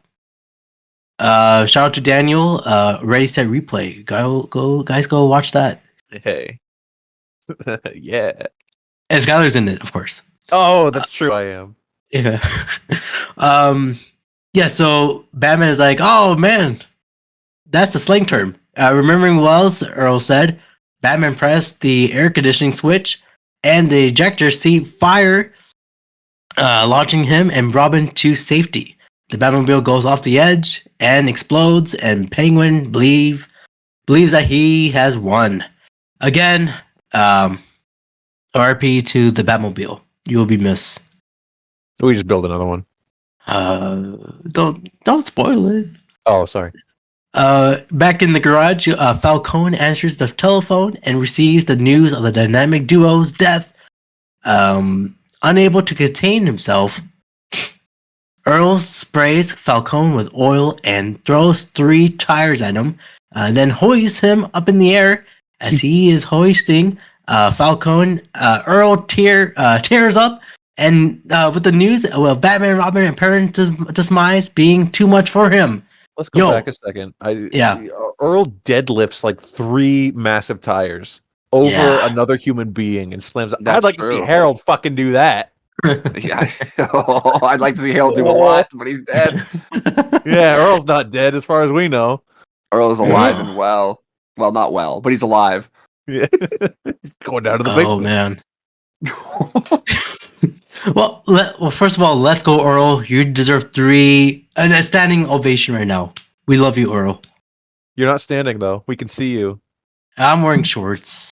Got up earlier to get Jar Jar. Oh, that's true. I am now. I just cut them off. Meanwhile, Batman glides down and attacks Penguin and his thugs. Penguin tries to get away, dragging Marva along and opening fire on Batman until Marva stomps on his feet. Penguin throws Marva to the ground and prepares to kill her. But Robin swerves down and subdues him, allowing Batman to capture him. Good job, Robin. Yeah, man. Well, again, I forgot Robin was in this episode. No, I didn't. You didn't? Okay. Most of the time, Robin's around to tell us how cool young technology works or something. He's like, this is what all the kids are doing. But this time, Robin was here, and then he kicked the Penguin in the face. And you know what? That's enough for me. I like that. Hey, man. He loves VR, and he loves kicking butt. And big puzzle boxes that don't really exist. Yeah. Well, Earl packs up his toolkit, and sadly, that he will have to leave the garage. Not that its location has been compromised. But Batman assures him that he will be setting up even a better one for him. Batman's like, don't worry, I bought a better place. I was like, wow, Batman, you're really rich. Yeah, I wonder who you are. He also adds, from now on, future parts will be ordered through the dummy corporations so no one else will chase him as Penguin did. Earl just say, Ed, from now on, don't fucking do that again. Well, Earl's feeling no regret after the incident, launches an enthusiastic description of the newer, better Batmobile he's going to build. I asked you guys earlier this week your ideal Batmobile. Do you guys have an ideal Batmobile that you would like to have? Okay, so you're asking for an ideal, like if we were to build one, or are you asking what's our favorite Batmobile? If you have to build one, what would it be? Oh man, I don't know. Car, it's fast. Car. I'd probably start with car. Yeah, you'd start with a car. Right. Tires. Black Little paint. fittings in the back. Black paint. Yeah. Black paint. Some Mm. sort of engine that go. I think you'll get more interesting results if you just ask us what our favorite Batmobiles are. What's your favorite Batmobile besides I don't this know. There's show? too many to pick. Besides car. the show. Besides this show, because everyone's favorite is the show, of course. As we mentioned from episode 1. Well, technically, the New Adventures of Batman is redesigned. It's different. We don't know yet. We haven't been there yet. I would say the Tumblr, as I grew up with that one. That's funny because, like, I was specifically thinking, like, it's so hard to pick. Well, I'm not going to pick the Tumblr. Okay. I like the Tumblr. It works in that world. It's just not my favorite Batmobile. You know what I'll say? You know what I dislike? Because I like I said, the Tumblr works for that world. Sure. I don't like when we try to have best of both worlds. Like, listen, I've come to terms with it. I'm not hating on the Batmobile and Arkham Knight. Like, I'm not here to rant on that. Right. But it is a big tank, but also tries to be a Batmobile. Same thing with the Ben Affleck Batmobile. It tries to be a Batmobile while also being a tank. And I say pick one. The Tumblr was a unique, specific thing. Or be a sleek, cool car. Because personally, as of now, I think the Batman has my favorite Batmobile. Yeah, I Because, really like that one.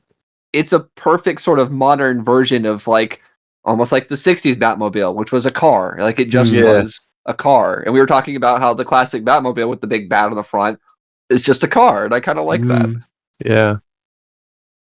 No, the Batman's Batmobile is cool as hell, man. I only picked the Tumblr because back in the day when I was a kid, I loved the Hummer, the design of a Hummer 2. So it looks like the Tumblr looks like a Hummer 2. So I'm like, that's pretty cool.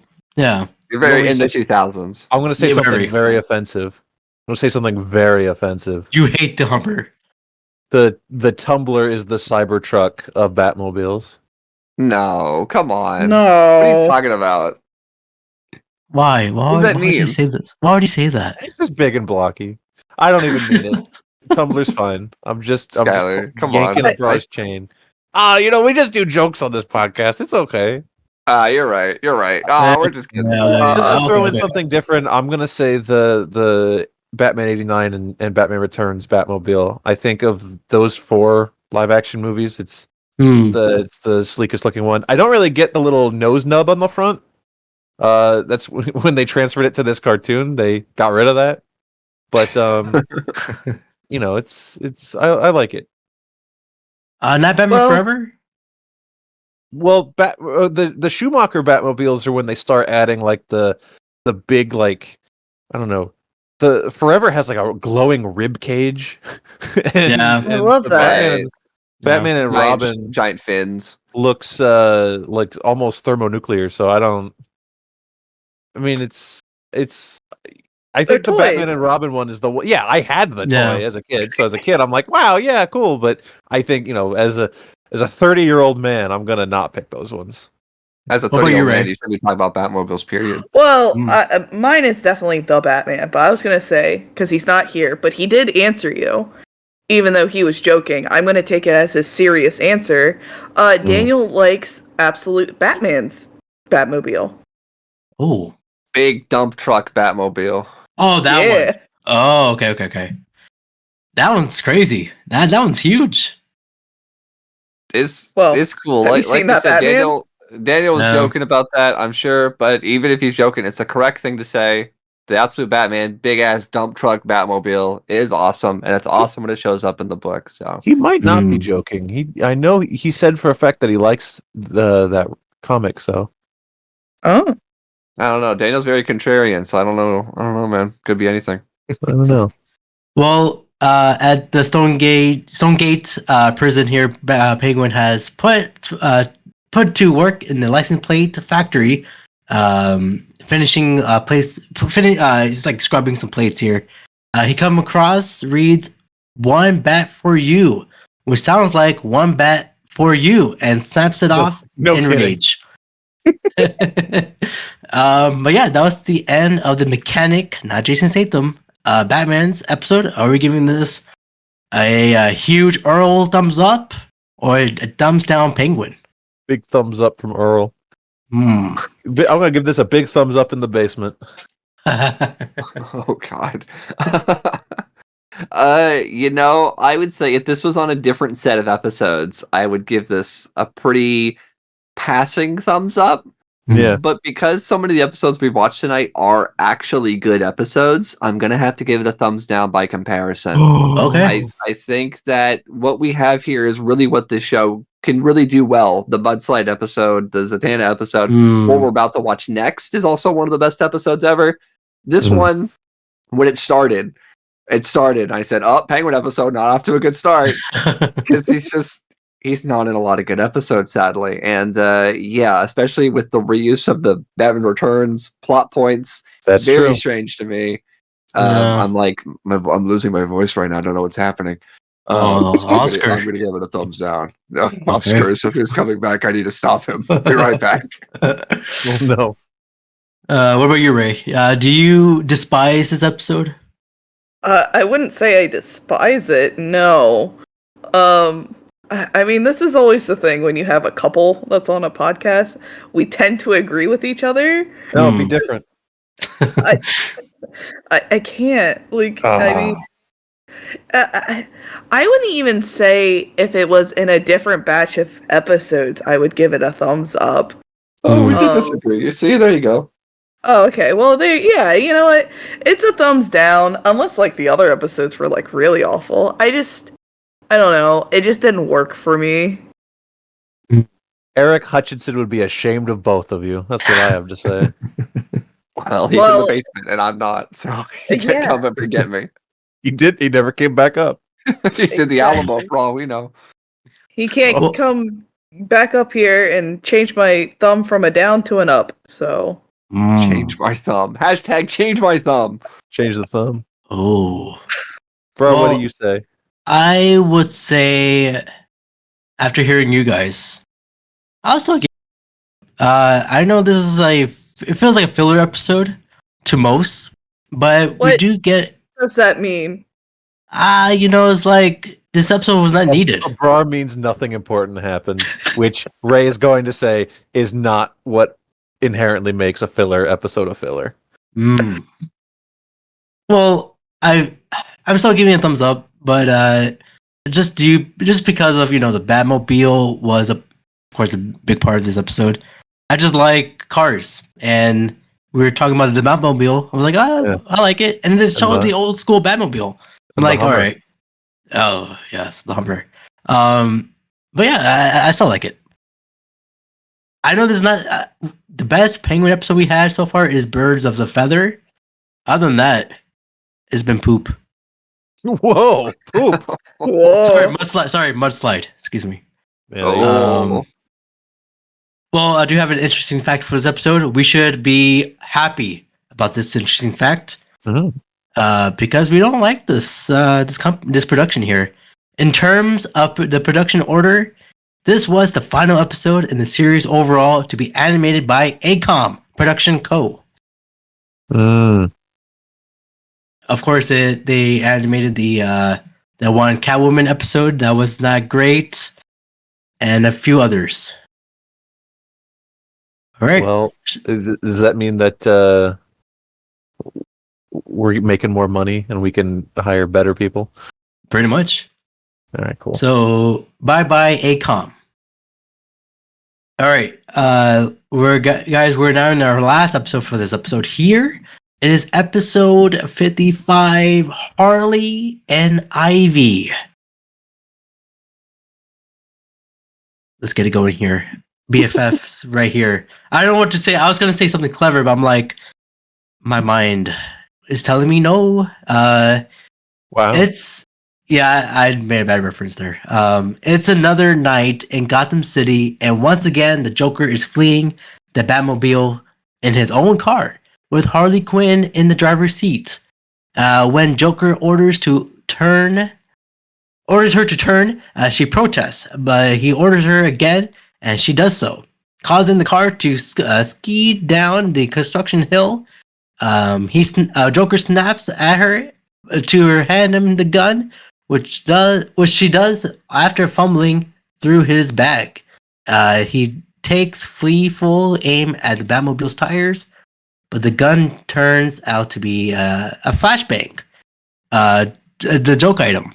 Batman gets close enough to snag Joker's rear bumper with a tow cable. As he reverses, Harley presses a button and jetsons the boot, leaving the Batmobile behind and the clowns escape. Back at the hideout, Joker rants about Harley's screw up with the gun. When Harley mentions that she did get them away from Batman, Joker sarcastically asks if she thinks she's a better crook than him. She dares to say maybe, so Joker literally throws her out of the hideout in a rage. Guys, Joker is a real jerk. Will Harley stand on business? Not quite yet. Not really. Not yet. Maybe later, but not now. Well, finally, Harley decides to pull the original heist she planned herself and heads off to the Gotham Museum of Natural History to steal the Harley Quinn diamond.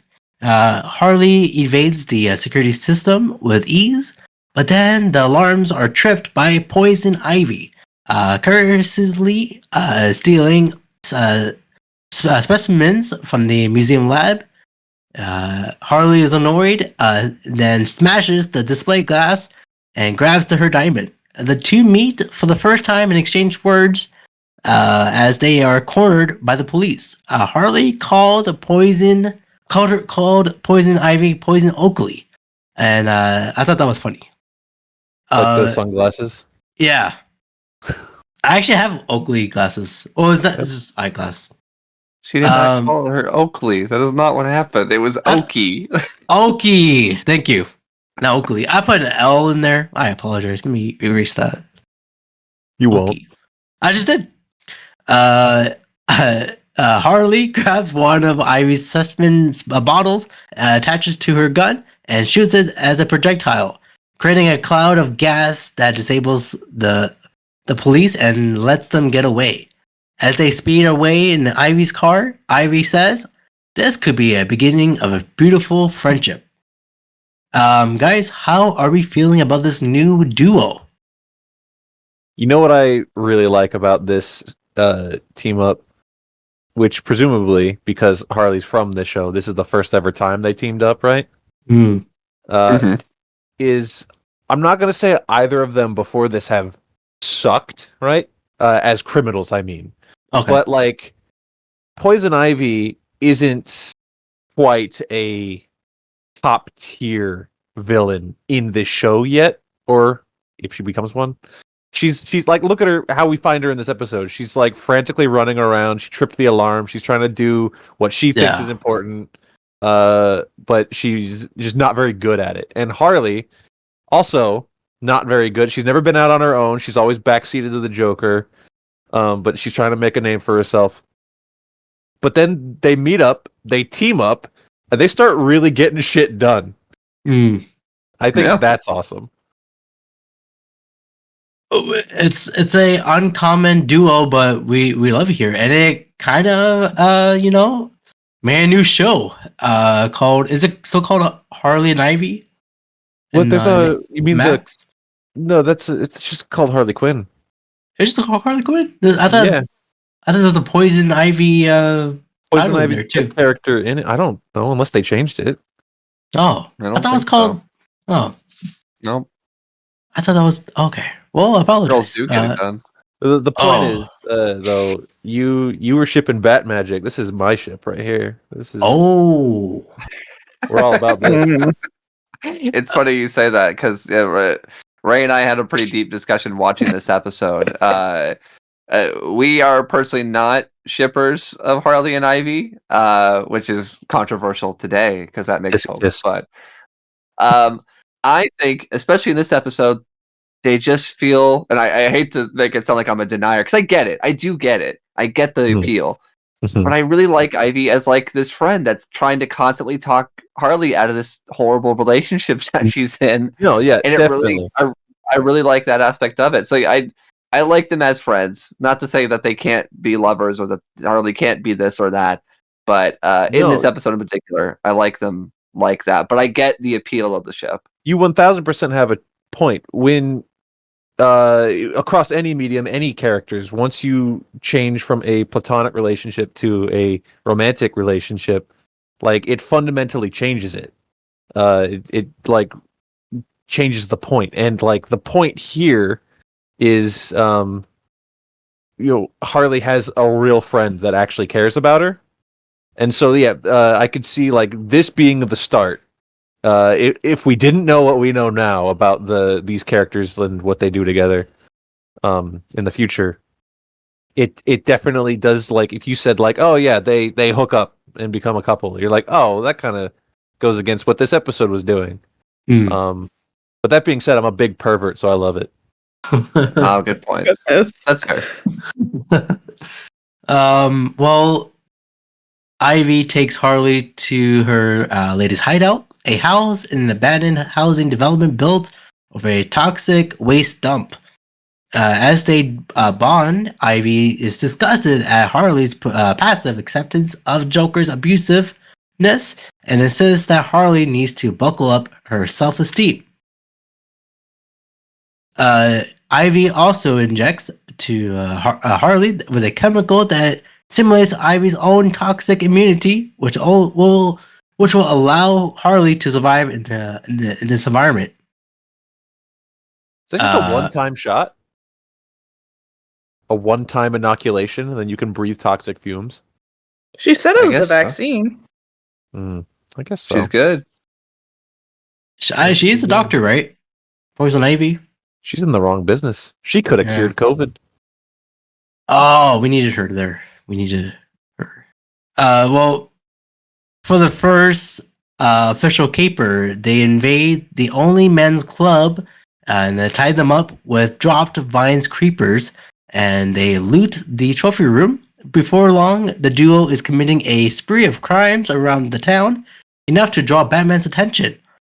They also become the best friends, though Ivy remains kind of, distant at Harley's underlying affection for that Joker.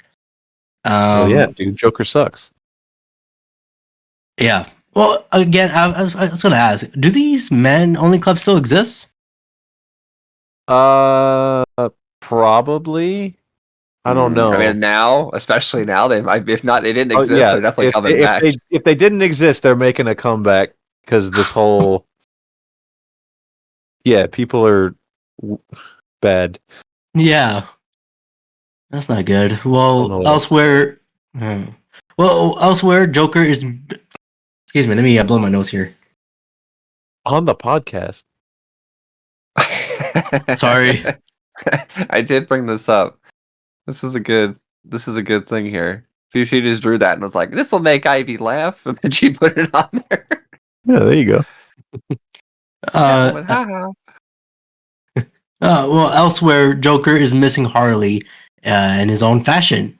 Without her, the hideout has become a mess. No one has fed the hyenas, and the Joker can't find his laundry. His socks. Yeah. Also, Joker's ripped, man. In that tank top, he's like. I thought Joker was more skinny or like nice muscular. There's a reason Harley pines for him. He's got a good bod.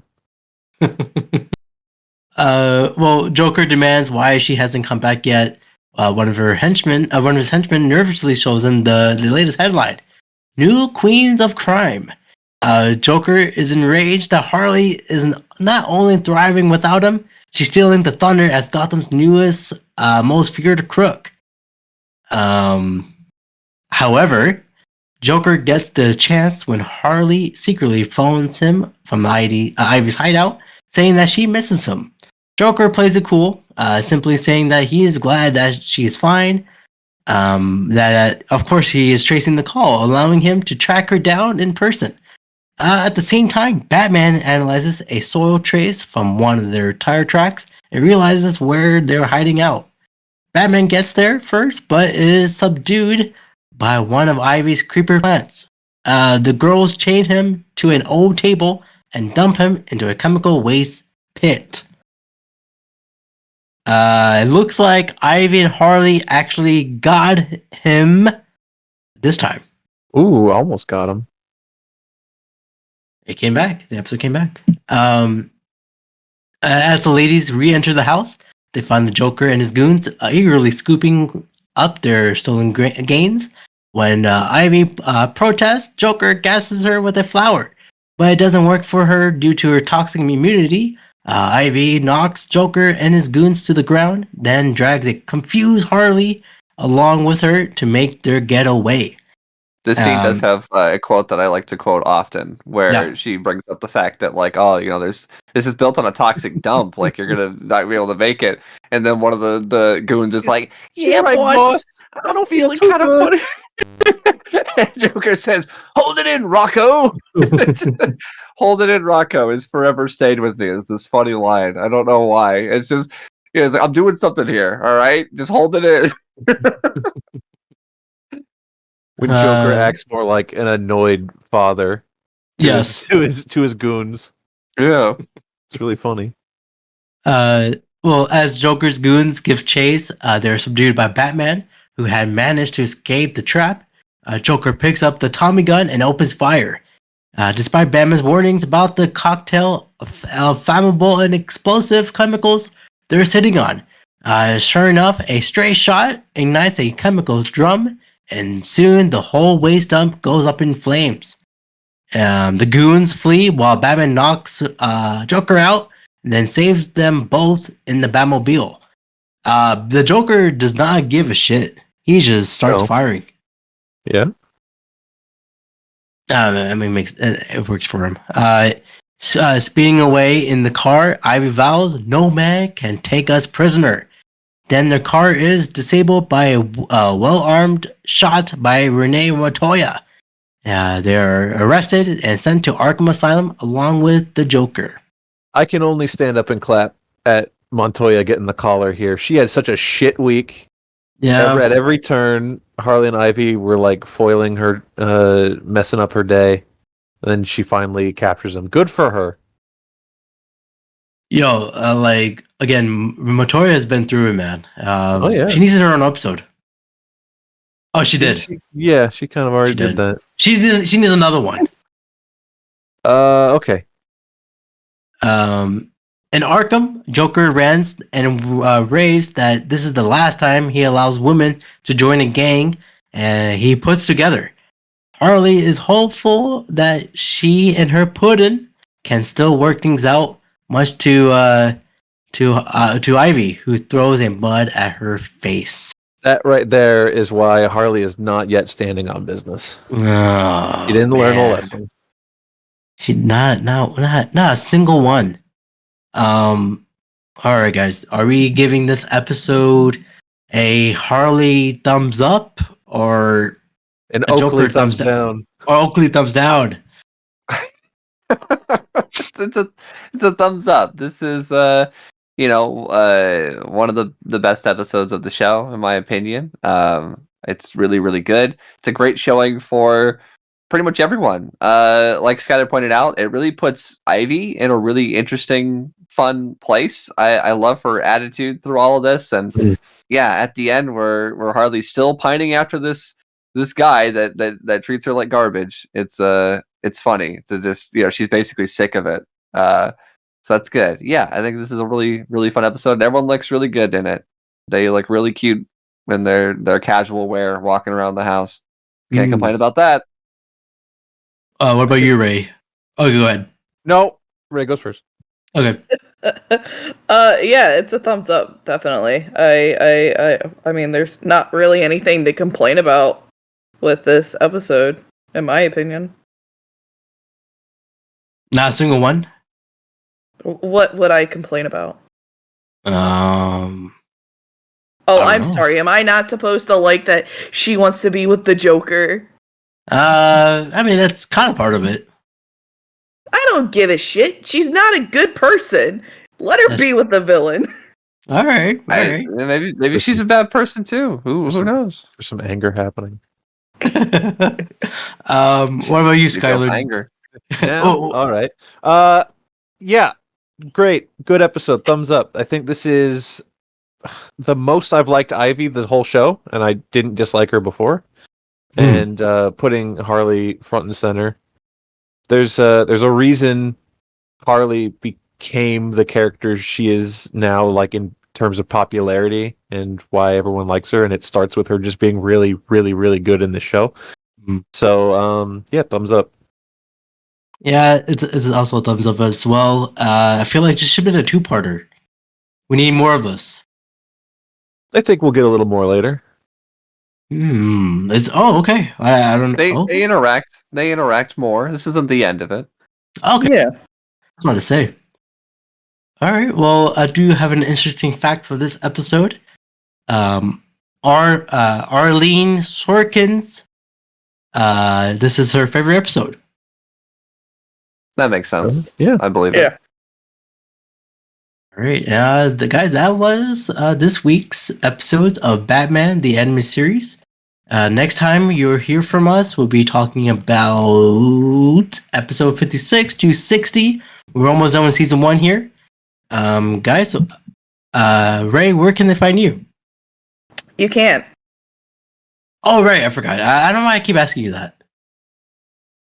I used to have that same gimmick, but then they wore me down, and now I have things. Well, you have a podcast. I don't have a podcast. You can find me here.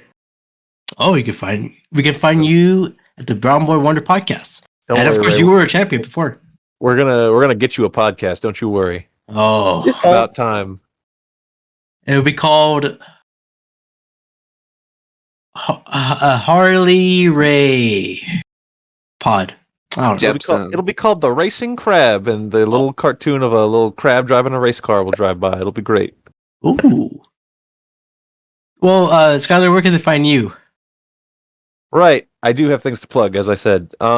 You can find me at Skyler 8-Bit on Blue Sky for some reason. But also, my own show, Ready, Set, Replay. You can follow that on Spotify, YouTube, and you can follow it on Twitter at RSR_POD. Very nice. And I heard, I saw that you guys released a new episode talking about the meltdown on Nintendo. Yeah, we Nintendo's meltdown? Nintendo. Yeah. I don't meltdown, but Nintendo's made some decisions that I don't think a lot of people are big fans of right now, and then other things are happening in the world. How exciting!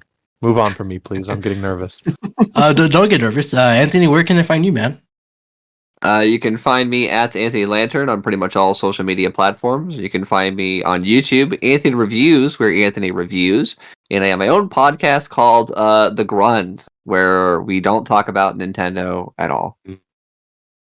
Any new updates on the next episode? Have you guys haven't uploaded for like a few months now, or 1 month at least?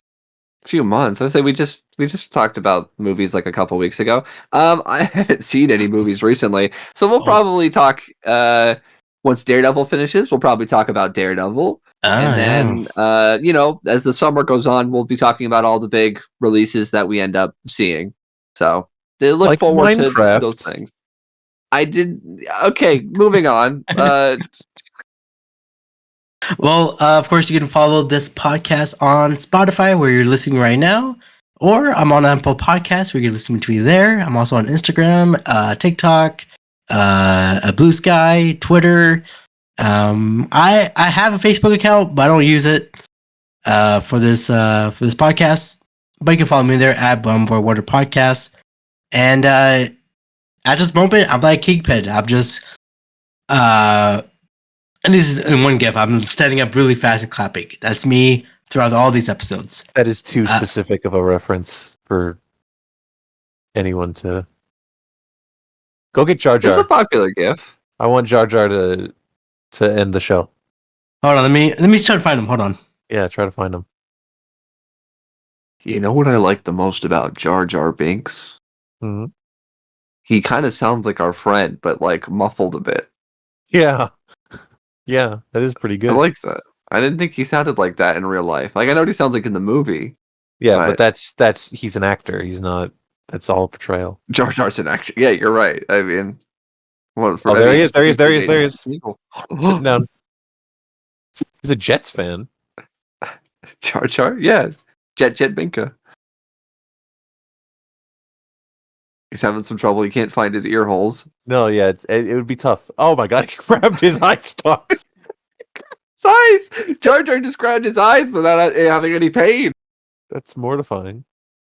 Hey, Jar Jar, I can you saw hear the- us? I can hear you. I saw the Brown Boy Wonder running away. Running away? Aren't you in his house? I thought this is my house.